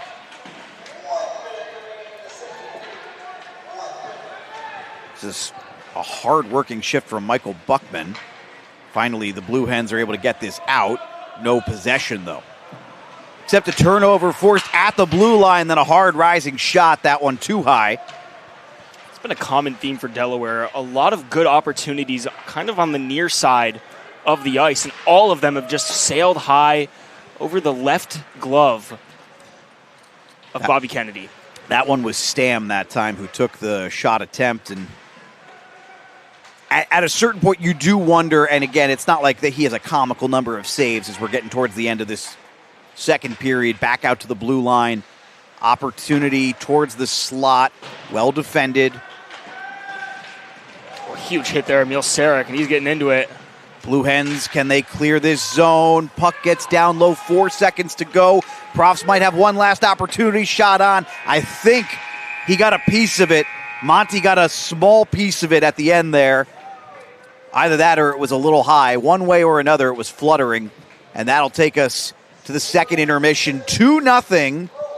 Rowan leads. And it's interesting because I feel like, again, I look at this Rowan team and I think they have had the better of it for the most part in this game, Owen. But this is very much a game. Delaware's not out of this. Yeah, this second period was a lot more even. I think the shots were, 16-4, 15-4 coming in? Yes, 16-4, you're right on. It was 16-4 coming into this period, and now it's 25-12. So shots in this period were 9-8. It was a very even game. We've seen Delaware with a handful of really good chances. They just can't finish. Bobby Kennedy has been a brick wall, and sometimes that's all the difference. But Delaware, certainly in this game, I will reiterate, last weekend in Laurel, Maryland, when they traveled to face the Terps, they were down 5-0 and 6-1, and they ended up taking that game into overtime. This team can score, and they can score in bunches. Do not count Delaware out yet. And I will add, Rowan, they have a lot of prolific scorers on this team, but in the conference matchups they play extremely close, and we're seeing that again here. It's a 1-8 matchup, but it's a 2-goal game going into the third period. This game's not over, and I could see you could see Delaware, you could see Chris Sager, you could see someone like Brian Kramer, even a freshman, Joseph Legato, has a fantastic shot. This team can score. Do not count them out just yet. It's the oldest and dumbest piece of advice, but you got to get one before you can get two. And part of that also might be a little psychological, right? Because there is an element of, you mentioned shooting high, shooting wide, not really putting it in the right spot. Some of that could be that they're picking their spots a little too precisely. And yeah, and even for Delaware, I mean, if you get one, it can also impact Bobby Kennedy's confidence, and then he starts getting in his head, and then it ends up just turning into a Delaware show. But at the same time, Rowan is applying really good pressure, and even though Delaware has had chances, almost all of them have been on the rush. They have not allowed any sustained offensive possession, which is just incredible. Rowan is doing a fantastic job, and they certainly can put up a few more goals, and they can also score in bunches. And I think we're going to be talking to the Rowan coach once again in a moment. We'll see here in just a second. It is 2-0 at the moment. Rowan on top.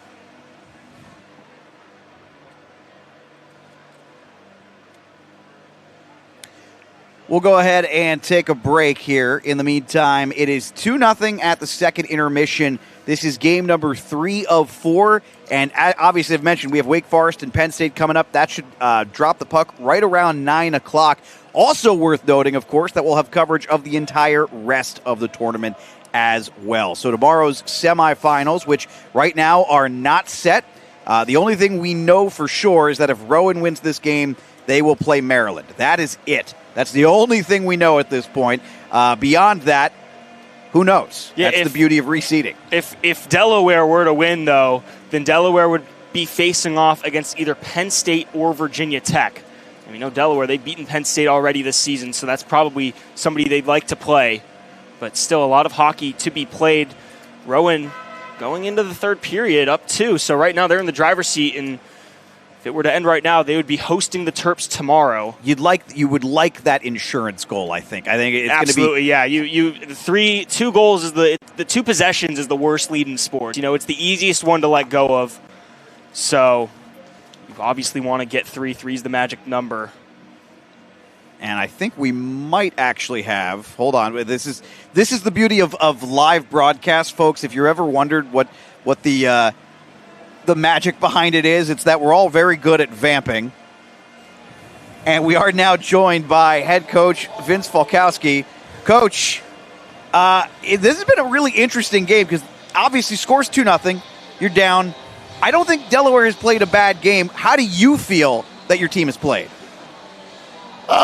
We could play better. I mean, we're a little slow to lose pucks, and some of our passing's off. But to be down 2-0 to the top team, going into the third, I mean, it's not the worst place to be, I guess. And Coach, last week in that Maryland, you found yourself in a little bit of a different situation, but still similar. You were down 5 goals twice, and you ended up bringing that game into overtime. What's the message that you're telling the locker room right now? Is it the same one as it was a week ago? Yeah, I mean, the last couple of games we've been coming from behind. So, I mean, like I said, being down 2 going into the thirds, not the worst place to be. Kind of a difficult start for your goaltender, who obviously couldn't quite glove one on that first shot, Joseph Monti. But since then, I mean, he's been dynamite. I don't think anyone's going to begrudge him the second goal off of what was a pretty brilliant redirection. He's been excellent. Thoughts on your netminder? Yeah, he's really stepped up for us this season. I mean, he's been solid, and we have a lot of depth in net this year. And he's as a senior, last year guy, he's coming out big for us in the last couple of games. Very good, Coach. Much appreciated. Good luck the rest of the way. All right, thank you. That is Coach Vince Falkowski. And with that said, we'll go ahead and take a break. 2-0, Rowan on top of Delaware. Going into the third period, the Zamboni is out. And we'll be back here in just a few minutes on AAU+.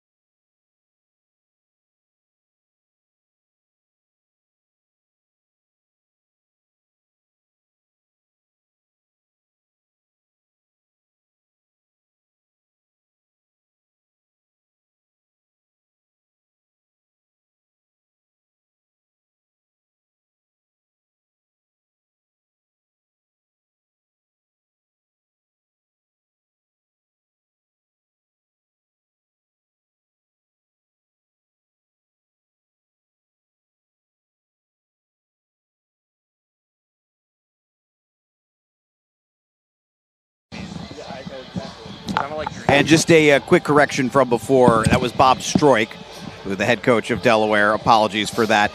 Welcome back in, everybody. Alex Wiederspiel here alongside Owen Korzak, and we've got a game here. It is 2-0 Rowan, but in spite of the score, it's hard not to look at this and think Delaware has a real chance. Of course, you guys saw that game against Maryland last week, and I'm curious, what was the driving factor? What was the onus in that one that helped them get back into that third period? Brian Kramer simply just took over the game. He had 4 goals and an assist. He had 5 points. He had a power play goal. He had a shorthanded goal. He had an even strength goal. He was doing it from in all phases of the game, and he just took over the game completely, and he has the ability to do that again.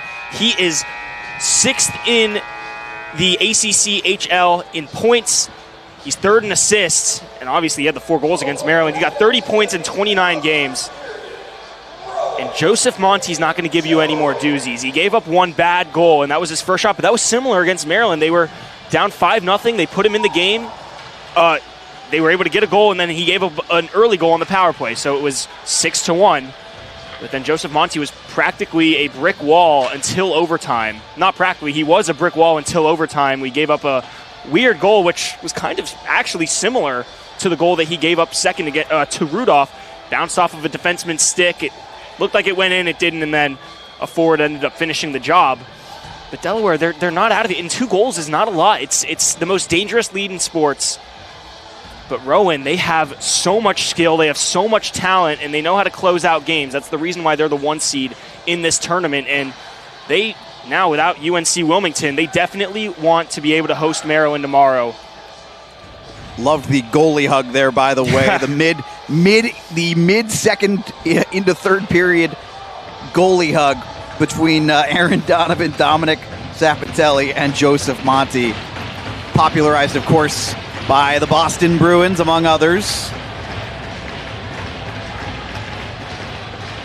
As we are set to get back underway, and Rowan wins the opening face-off to start this third period.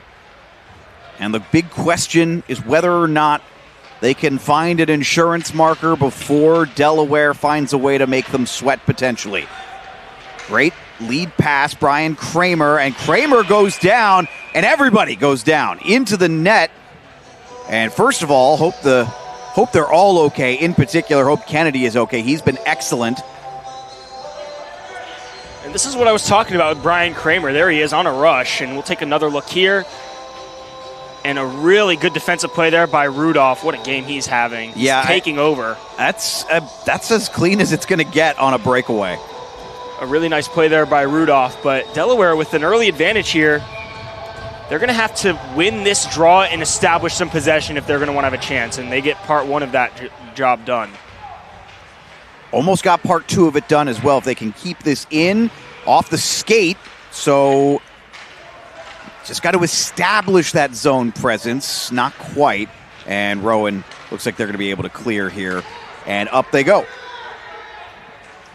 Profs enter the zone. They're able to keep the zone. Pass down low, and Rowan trying to get that one up. No shot, no nothing really. And Delaware will reset. Lines will change. Crossing in. That was Josh Flom, but nothing to establish there for Delaware. And now numbers for the Profs on. Monte makes the play. And then off the rebound, I don't know if that got through. Monte either made the save or it went off somebody's skate. Little seam pass, trying to make that off balance, that play by Andrew Plank. He couldn't come up with it. Both teams early on here having a hard time establishing possession in the O-zone.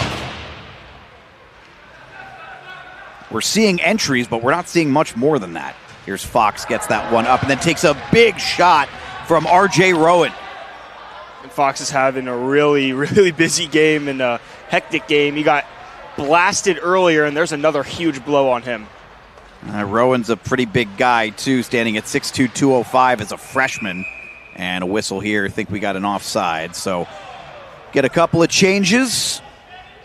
And Rowan has a lot of freshmen on this team, and not only do they have a lot of freshmen, they have a lot of freshmen who contribute. And so they're set up not only for success right now, but in the future as well. Saw that too with Maryland. I'm almost convinced, I don't know that you can play at this level and not have freshmen who are able to contribute at least a little bit. Like, no one's asking them to be superstars, but they're going to have to be a star in their role. And I think that it's a little bit of an advantage for some out here. But when you have a lot of freshmen, they don't really have a lot to play for. If they mess up, you can just blame it on the fact that they're freshmen, they've never played in a big stage. But if they make some fantastic plays, which we saw Jack Farrisee from Maryland do earlier, and here's that freshman. Oh, and that was very close. I'm actually shocked. That was a fantastic pass from Jake McLeod, who's been silent tonight, one of the best scorers in the conference. Nick Thomas, I believe, is the one who it just comes off his stick a little weird, and we're going to get an icing here. But Thomas, I believe, was trying to go far post. Yeah, and Thomas had a wide open net if he was able to make the play. Look at this. Look at that pass. Oh, it rolled up on him. Okay. And how many times have we seen Nick Thomas miss the net today? And Nick Thomas is a fantastic player. He's one of those profs who averages more than a point per game. He's got 25 in 24 games. He wears the C for a reason. Some uncharacteristic mistakes from him so far tonight. This is C.J. Meal-Carrick who gets this away. Tipped up and trying to take the zone is McManus. McManus erased a little bit there by Riley Rudolph. Again, Rudolph has been so good in this one, and not only does he have that beautiful goal, but how many times have we called his name erasing a play in the defensive zone? You say that as he gets caught off sides, but yeah, he's been all over the place today. The goal of probably the goal of the day for any game so far. It was just a fantastic tip, and he's made a handful of really nice defensive plays there, and it looked like he was going to have a chance on the rush the other way.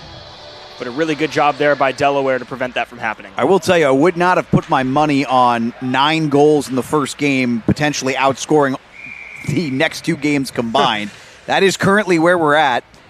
3-0. Almost doubling. Yes, almost doubling the total, yeah. 3-0 final in the previous game. Right now, 2-0 in this one. And worth noting, 3-0 with 2 empty netters. Yeah, so. and the one goal that was scored, the one ethical goal, I'll say, wasn't even a good play by Maryland. It was just puck luck there, and Luke Mohan was able to capitalize. This one fired on. I'll tell you what, I'm not sure Kennedy saw that one, but it sailed right by him and wide. And you can see Starr was shaking his head there. He knew he had a chance there. Aiden Starr, a freshman from Fairfax, Virginia. That's actually where I'm from. And he has a shot, and he knows he did. He knows he does, and he knows he missed a huge opportunity there. And Starr makes another really good play, but can't get the shot through. Fairfax, Virginia. Isn't that where the Glennon brothers are from? Am I right about that? Yeah, that is. They went to a rival high school, but, There's absolutely no reason I need that piece of information in my head, but for some reason I know it. The one cool thing about Fairfax is where the Johnny Depp Amber Heard trial was, but outside of that, nothing really. A huge hit there. Puck being traded back and forth a couple of times. Profs trying to maintain the zone. Sending that one deep was Brian Bowman. Delaware is able to get this one up ice, and retreating to get it is Riley Rudolph, who has been the man from that Prof blue line so far in this game. Game 3 of 4 today. We will have 4 teams remaining when it is all said and done. And again, as noted, for those of you who are just curious how this is all going to shake out, if the Profs hold on, a win will mean they face off with Maryland for sure tomorrow. I do not yet know if that'll be the early game or the late game. I think that is the late game. I think that would be the late game. I think that would be, who knows? I think it'll depend on the result later tonight with Penn State, because I think if Penn State, no matter who wins, I think because they played last tonight, they would be playing the later game tomorrow. So that will wait and see. Regardless, opportunity on net coming from behind. Not the greatest angle in the world, but Riccardi nearly put it home. And we have a whistle. It's got a hand pass. Yeah, I was going to say away from the play, hand pass. So Actually, I think if I'm not wrong, I think if Rowan were to win, they would actually be able to pick what time they play. Coming into today, the higher seeds, starting with Rowan, got to pick which time slot. They picked this slot. They had a long travel day. So did Delaware, though, so they wanted a little bit more rest. And then it goes down the line. So if Rowan were to win, I believe that they would actually get first pick. If Delaware were to win and Penn State were to win, then Penn State would get first pick. It's a science. Yeah, we'll work on clarifying that, by the way, before the start of the next broadcast, because you're right about there is a science to it in terms of you're trying to get as much rest as you can, and folks forget, probably not the parents of these players, and certainly the players don't forget, but folks might forget, just fans, that this is club college hockey, and recovery is really critical because they don't necessarily always have the same level of access to training or trainers that some of the other college teams might have. As this leads to a scrum in front of the net, Kennedy's able to cover it up. And then a little extracurricular stuff happening. It's between Xander Robinson and Justin Fox. Fox has had a busy game. I think he might be going to the box. We're going to see him. I will say, I'm going to start calling it post-whistle because it's worth noting. If anyone's ever been to a hockey game, seen a hockey game, there's nothing extracurricular about this stuff. This is all part of the curriculum. Yeah, and I think that Fox. Xander Robinson wasn't happy with. We got a penalty. I'm surprised. Right off the face-off. And they're not a penalty on that. Wow. And then great save, by the way. All said and done, great save. Pretty sure that puck also just came out of the zone, but neither here nor there. If Fox isn't riled up, then that's certainly will strike a nerve. I am in awe that there was not some type of penalty there, whether it be holding or cross-checking or something. He completely got taken down there. Since the first game, the refs seemingly have deferred to let them play. And I will say the first game, I wouldn't necessarily agree because there was a penalty almost on any single point of contact for high point. Right. It was like as in since that game ended, because that was a parade to the box through the first two periods. 13:55 to go. This has been a weird third period to start. 2-0. It's been a little chippy, and there it is again. If you're Delaware, you wanna. Evan Oginski, by the way. This isn't post whistle. This is now extracurricular now. Yeah, this is happening in game. Yeah, this game it could get rough quickly, but look out. That's a really nice dish. Trying to take that in with the backhand opportunity, and there it is, number 3, and the Profs may have the backbreaker.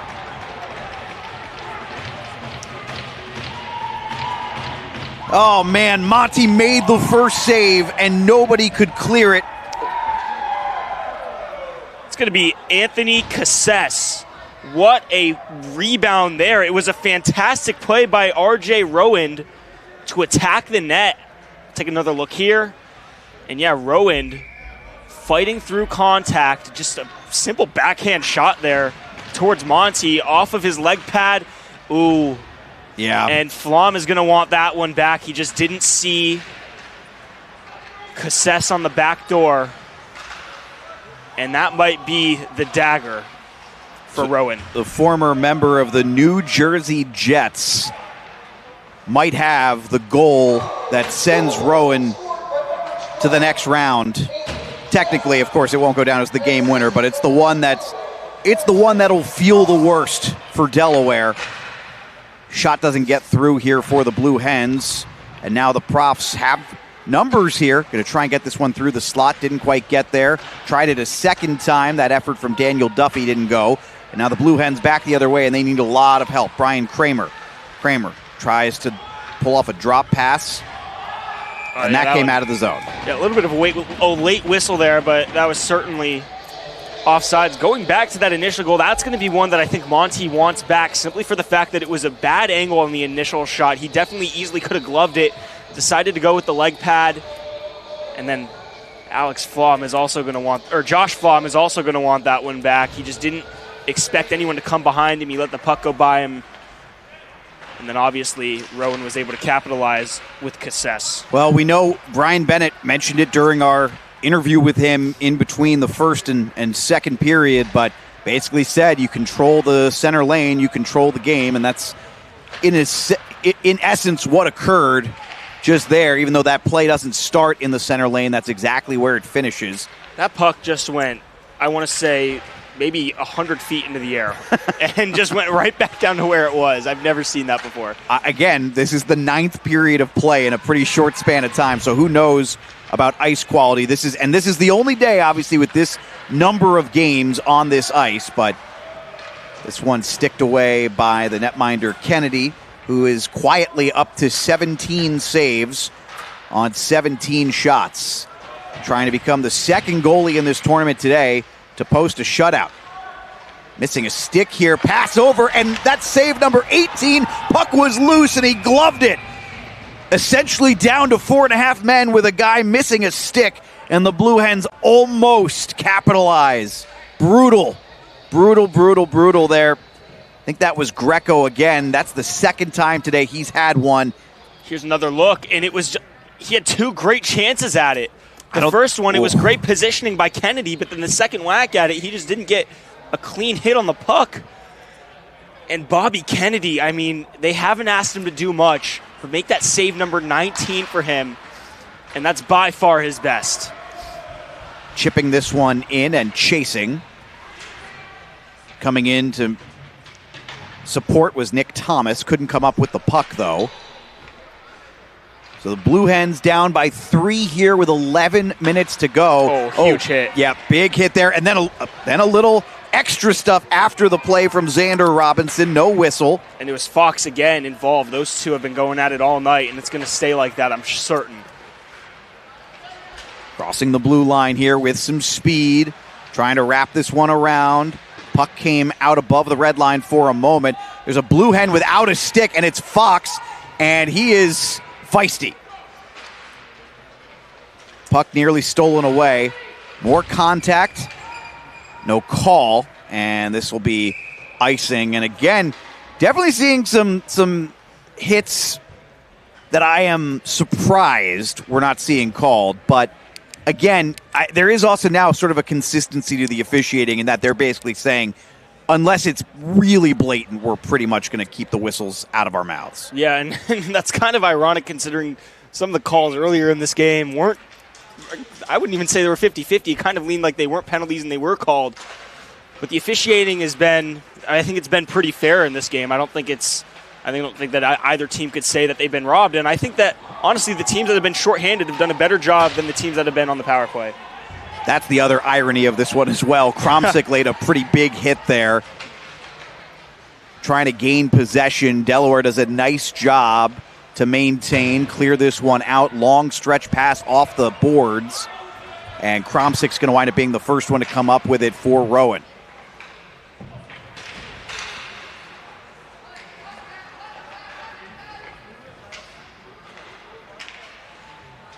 Delaware has had a really hard time breaking out today, and Rowan continuing to put some pressure there, even up. Now an opportunity developing. Great seam pass, shot on. That one floated on him. I don't even think Kennedy made a save there. I think they're crediting him with one. I'm not sure he actually made one. Yeah, Legato just airmailed that one. 2-on-1 through the slot. That doesn't get there. Excellent defensive effort from Brendan Stam. Back up towards the blue line. Comes out of the zone. He'll curl and try to reset. That was Legato again. Legato has a player draped all over him. He gets this one away and goes to the bench. Opportunity now for Rudolph. He's had a huge day. He takes a bit of a shot. No call, and we continue playing. We're closing in on the 9-minute mark here. Chipping that one down low. Puck is on edge. Rudolph, really excellent chip to get that one away and up to his teammate. And Rowan will send deep. And with all of this offensive star power for Rowan, who would have thought that it was going to be Riley Rudolph, who's been really the biggest difference maker for Rowan tonight? Yeah, he's been really good. Assuming that at this point, this 3-goal lead, as we have an offside coming here, assuming that this 3-goal lead, and now we've got some after whistle activity. Couple of shoves thrown. The fans getting into it too. Here's some yelling from the stands. And I don't think we're going to see any penalties out of this. That said, that is our first stoppage under 12 minutes, so we'll take a media timeout, come back with more analysis on this one in just a moment. 3-0, Rowan on top of Delaware. Could the number 1 seed be the first favorite to win today at the ACCHL playoff tournament? Back in a moment.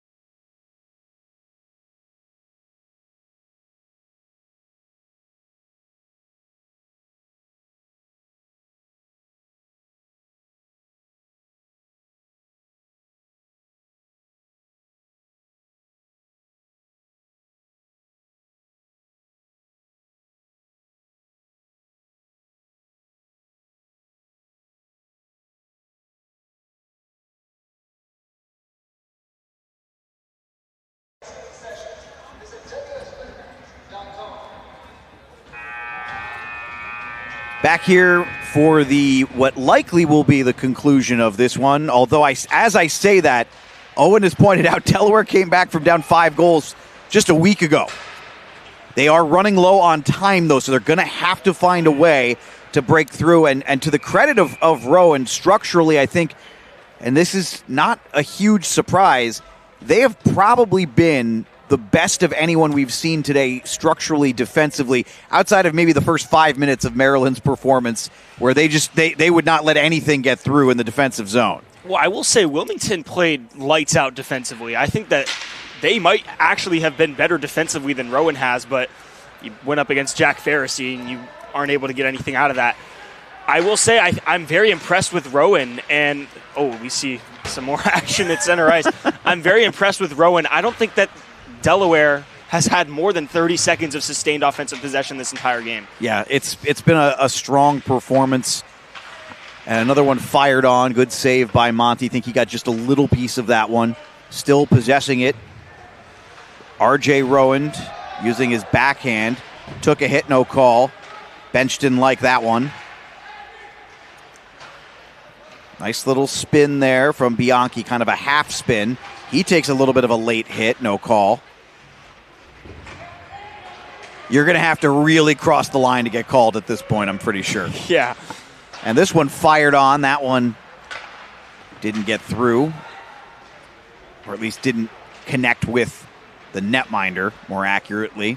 Profs, opportunity here. This is likely, out of play. Got directed up and out. The overall, more the point I was going to make, though, so it's interesting. I got a chance to catch up with Ian Kluwe, who was one of the assistant coaches for Rowan, and one of the things that he had mentioned, I asked him about, can you describe this Rowan structure for me? He says, well, we are more leaning towards positionless hockey. That's the direction that we as a team really want to get to, and that ties back into what we talked about earlier with the game that Riley Rudolph has had, and in particular, the play that he made at the net front for goal number 2. I can't think of anything more positionless than a defenseman doing what he did.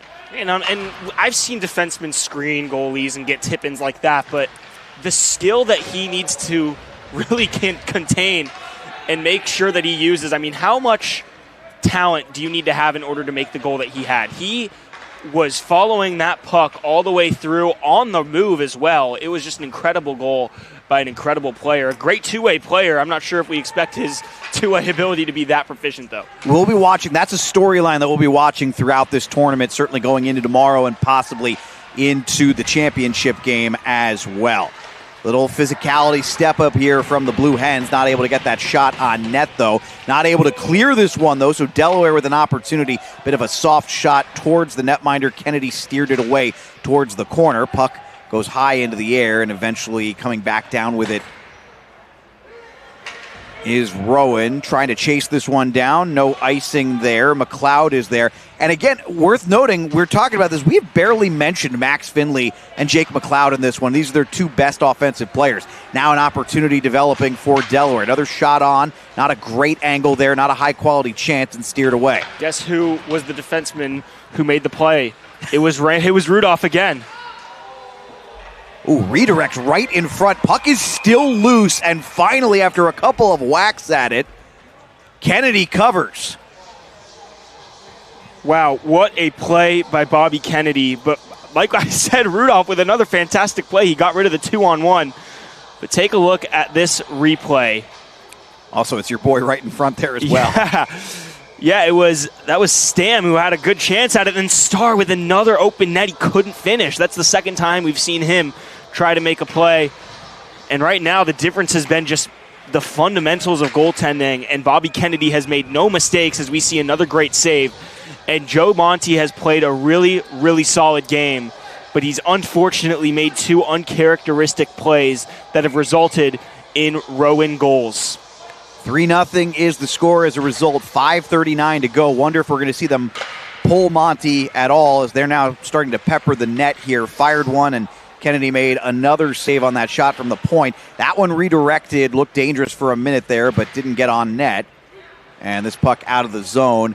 And down by 3, you do have to think about that as we have an icing here. This will give an offensive zone opportunity for the Blue Hens. This might be the moment, though the bench is not signaling that. Well, Coach Stroika is not signaling that. It was a incorrectly called icing, so it's going to be a center ice face-off. I think that had it been properly ruled an icing, or had it been just a normal icing, they don't wave it off, they would have pulled Monty. You got 5 minutes and some change left to get 3 goals. That's not an easy task, especially at even strength. Well, Kennedy is not messing around, so he covers.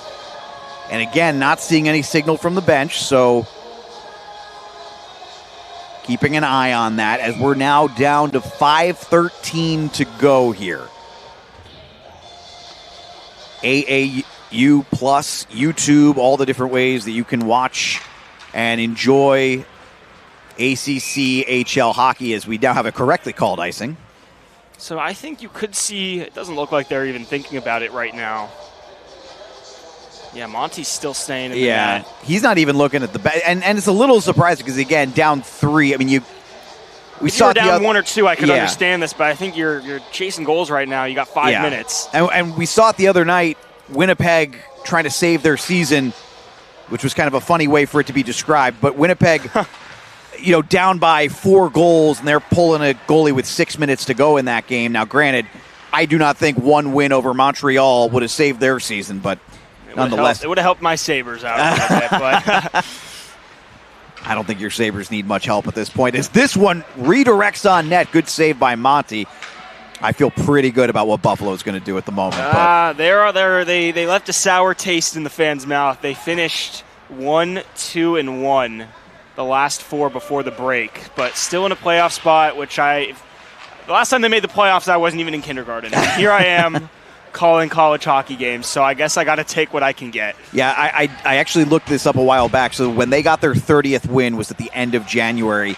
When they made the playoffs last time, they didn't get their 30th win until March 1st. Again, I'm feeling pretty good about Buffalo making the playoffs at this point. I don't even think they've hit 30 wins in half the season since they last made the playoffs. So I guess, like I said, I'll take what I can get from them. Yeah, it's been a heck of a season for Buffalo. I'm jealous. This one on net, great save, as that one was not clean for Kennedy, and that is number 28 for him. And that was a bomb from Yulcerik at the blue line, and a nice tip in, or a nice deflection, but Bobby Kennedy. We'll take another look here. Look at that. Yeah. Right into the breadbasket, and you can say that was a poor deflection, but that also is really good goaltending. We have a timeout called, I believe, by Delaware. So we'll go ahead and step aside. It is 3-0, and again, there will be a face-off in the offensive zone for the Blue Hens when we return. We'll wonder about the possibility of a pulled goalie then. We're back in a few minutes, or in a few moments here on AAU Plus.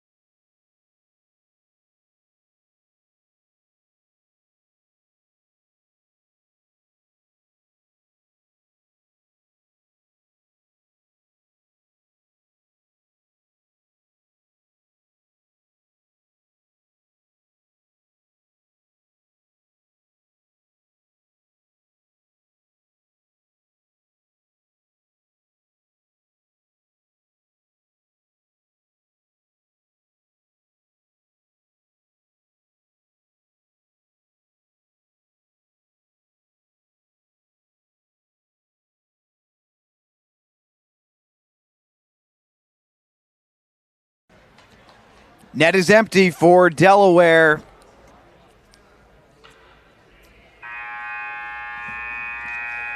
With 3:56 to go, this is a critical moment for the Blue Hens season as they look to try and hang on to what's left of it. The Profs trying to hang on to this game. Opportunity in the slot, shot on. That don't think it got through. Second one did. Another great save for Kennedy. Still lose somebody whacking at it, and now Chromestick is whacking at the player who was whacking at it. Yeah, I think that Chromestick might be the only player on Rowan that Delaware is not going to go after, and I think that's something of a deterrent, if you will. Yeah.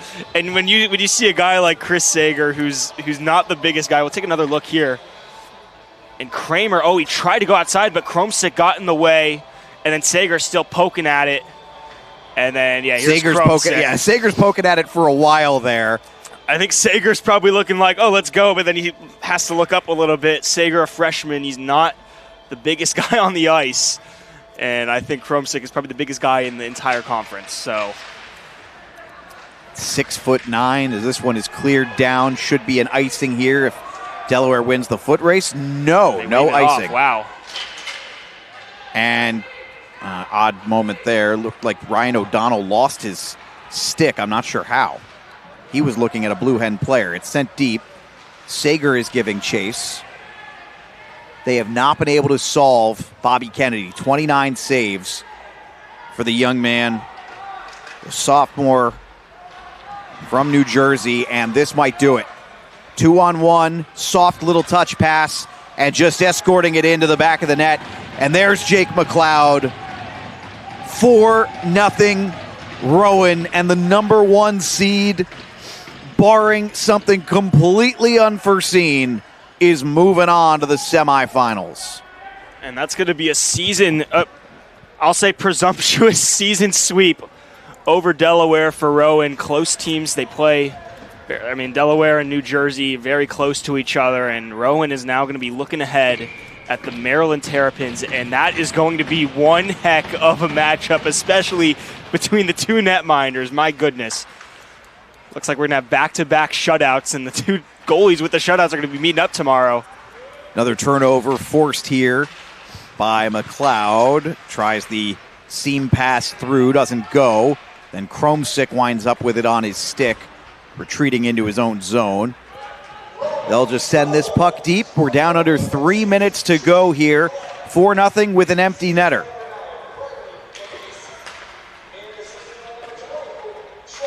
Shot on, a hard riser. That one will not connect. Riley Rudolph scored in this one, and might have been the prettiest one we saw today. He might be your first star of the game. Yeah. You'll probably give it to Bobby Kennedy, gets the shutout. But Rudolph was spectacular. Dynamite, yeah. He had a Rudolph the Red-Nosed Reindeer on Christmas Eve type performance tonight. That's pretty good. Findlay, and by the way, we come back to it. It's impressive for the Profs that with their two best goal scorers basically doing nothing with the goalie in the net, they win this game. They score 3 without them and then get the one empty netter. Yeah, and that talks about how much depth this team has in positionless hockey. When you got Riley Rudolph making plays like that, you don't need your star forwards to make all the noise. And I'm very interested to see how tomorrow is going to look, because you saw Maryland today. It was blocked shot after blocked shot after blocked shot. We've not seen that from Delaware. It's going to be a great matchup tomorrow. And then even for Maryland, they had very little sustained offensive possession. They maybe had 30 seconds the entire game of sustained offensive zone time. And that was similar for Delaware. I think that if Rowan comes in with a similar style tomorrow, we could very well see another 1-0, 2-0 type of game. Looked like Virginia Tech was going to set the stage for an offensive explosion. The next 2 games since then have been defensive battles. And Virginia Tech actually had, assuming there's no more goals, they're going to have the same amount of goals as both of the winning teams. Yeah. Combined. That's another gorgeous save from Kennedy. They just can't solve him right now. Owen McManus. And you can't be in much of a better position, high danger spot, and just can't beat him. Kennedy has come to play, and he's sophomore. He's a young guy. And what confidence he probably has right now. Him and Jack Pharisee have been the stars of the show, in my opinion, today for both Rowan and Maryland, and I am stoked for tomorrow's matchup. Yeah, again, kudos to the Rowan coaching staff. They talked them up to us before. They were right. Every reason to be right about Bobby Kennedy. In front, trying to get that one through. No shot attempt. Going to try and send this deep. Got redirected off of a skate from John Shannon. Puck is quagmired here right near the road penalty box. And finally sent down. We're under 20 seconds to go in what will be a Rowan victory, and finally a top seed has won. It had been a day of upsets until this game. Rowan is victorious of 4-0 final, including an empty netter from Jake McLeod.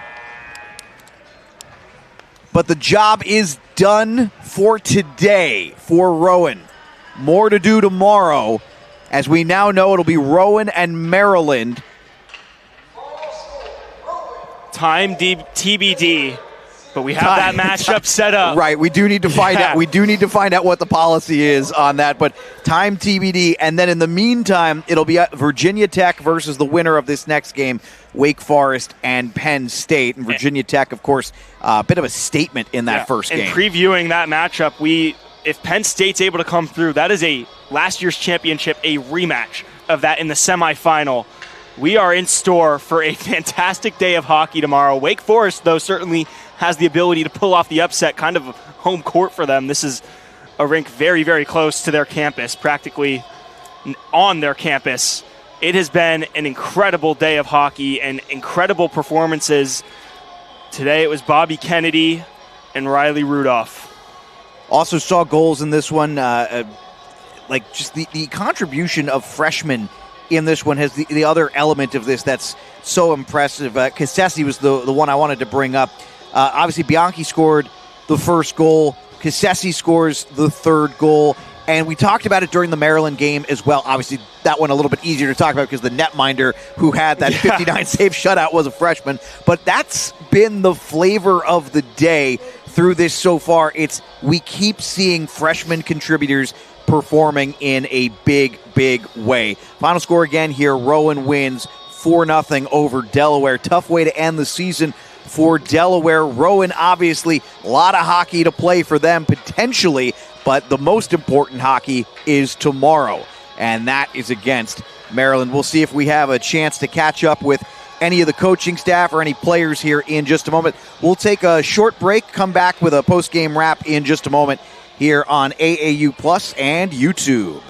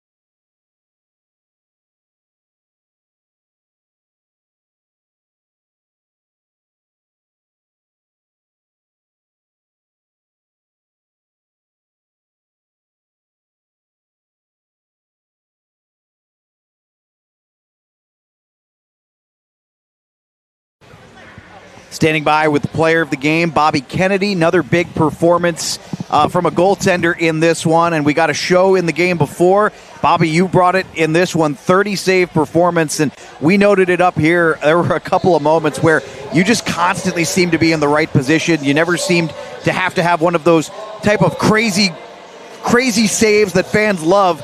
You were almost, and I mean this as a compliment, you were almost a boring goaltender today because you were always in the right spot. Oh, yeah, thank you. I try to be. It's the easiest way to get it done. And Bobby, we talked to your coaches, we talked to your teammates. They cannot say enough positive things about you as a goaltender. What does it mean to have the support of everyone in your program behind you? Oh, it's amazing. Knowing like every time I get to the rink, knowing everyone's there for me. What's the most important, when you're preparing for a tournament like this, what's the most important part of your process? Because these are obviously tough, and some of these games pull players out of their routine, time of day, and playing as many games as you do. What's the most important part for you for prepping for something like this? Just trying to stick to my routine, making sure the body's good for the next game. Okay, very good. And then what's the plan for tonight? How do you celebrate, or do you just watch more puck? Probably just watch more puck with some Chipotle. Love it. What's your order? What's the go-to? Well, I don't know. It's a rough one tonight. All right, he's going with the double burrito. Got to go with the double burrito. Hey, Bobby, congratulations. You played fantastic, and congratulations. Thank you. All right, that will just about do it for us here. And this, listen, that was a fun game. Like, you look at the score and you go, oh, it was 4-0. But there was, especially in the first 40 minutes of that game, there was a lot going on, kind of the subtext below the surface that made this a lot of fun. And we'll get back to that in a moment. We have Coach Brian Bennett with us now. Coach, congratulations on the win. Take us through how that one looked to you, going through 60 minutes and getting the W. We got our legs underneath us, right? And for us, that's the biggest thing most of the time. We're skating, we're playing, and things usually work out for us. And I think we made it a little bit harder on our goaltender than we needed to. But I love our creativity and I love our work ethic. So. And, Coach, you had contributions from players of all ages. You had freshmen, you had seniors. What does that tell you about the depth and the versatility of this team? But that's been our whole year, right? So we have a lot of underclassmen, and they've been making contributions every game. Today was no different. It's just part of who we are. What did you think of Riley Rudolph's contributions today? Obviously, the goal was particularly impressive, but he made a couple of really good erasures in the defensive zone as well. Riley's as a complete defenseman as there is in this league, and I think that's all that really needs to be said there. I am curious, though. We were talking about with one of your assistant coaches, and he mentioned this concept of sort of positionless hockey, and a defenseman being in front, making a play like that. That feels pretty positionless. That was impressive to see. Yeah, freedom breeds creativity, and it's always a double-edged sword, so we just make sure that, we're being responsible on the other side so that both edges are sharp. Very good. Thanks, Coach. Congrats. Thank you.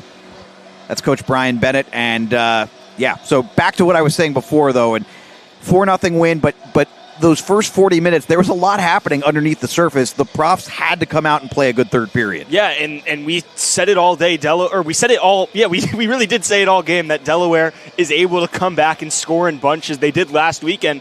And even when we talked to their coach at the second intermission, he said that they certainly were able to come back from only being down 2, despite really being outplayed, especially in that first period. They ended up almost evening the shots out completely. They got to tip their hat off to Bobby Kennedy, who made great save after great save after great save. But then also, how many times, we've said it all game, how many times did Delaware actually have sustained offensive possession? You could probably count the amount of times on one hand. It was just a defensive masterclass from Rowan. And they're going to need another one of those tomorrow against Maryland, where they're going up against a fantastic goaltender in Jack Verisey, who's able to make any save at any point in the game. We certainly saw today. He had 59 saves today. But if Rowan is able to play similarly to how they did today, I'm sure that they're going to be able to set their goaltender up for success. Excited to see how that one goes. Going to step out here. 4th game coming up. Wake Forest and Penn State, the 6-3 game, and it's the final game of the night. But have no fear, we'll all be back here tomorrow as well, because the winner of that game, well, they'll have something to prove tomorrow night. 3 nights of hockey here at the ACCHL playoff tournament. Make sure you stick around for the next game and for the rest of this tournament here on AAU Plus and YouTube.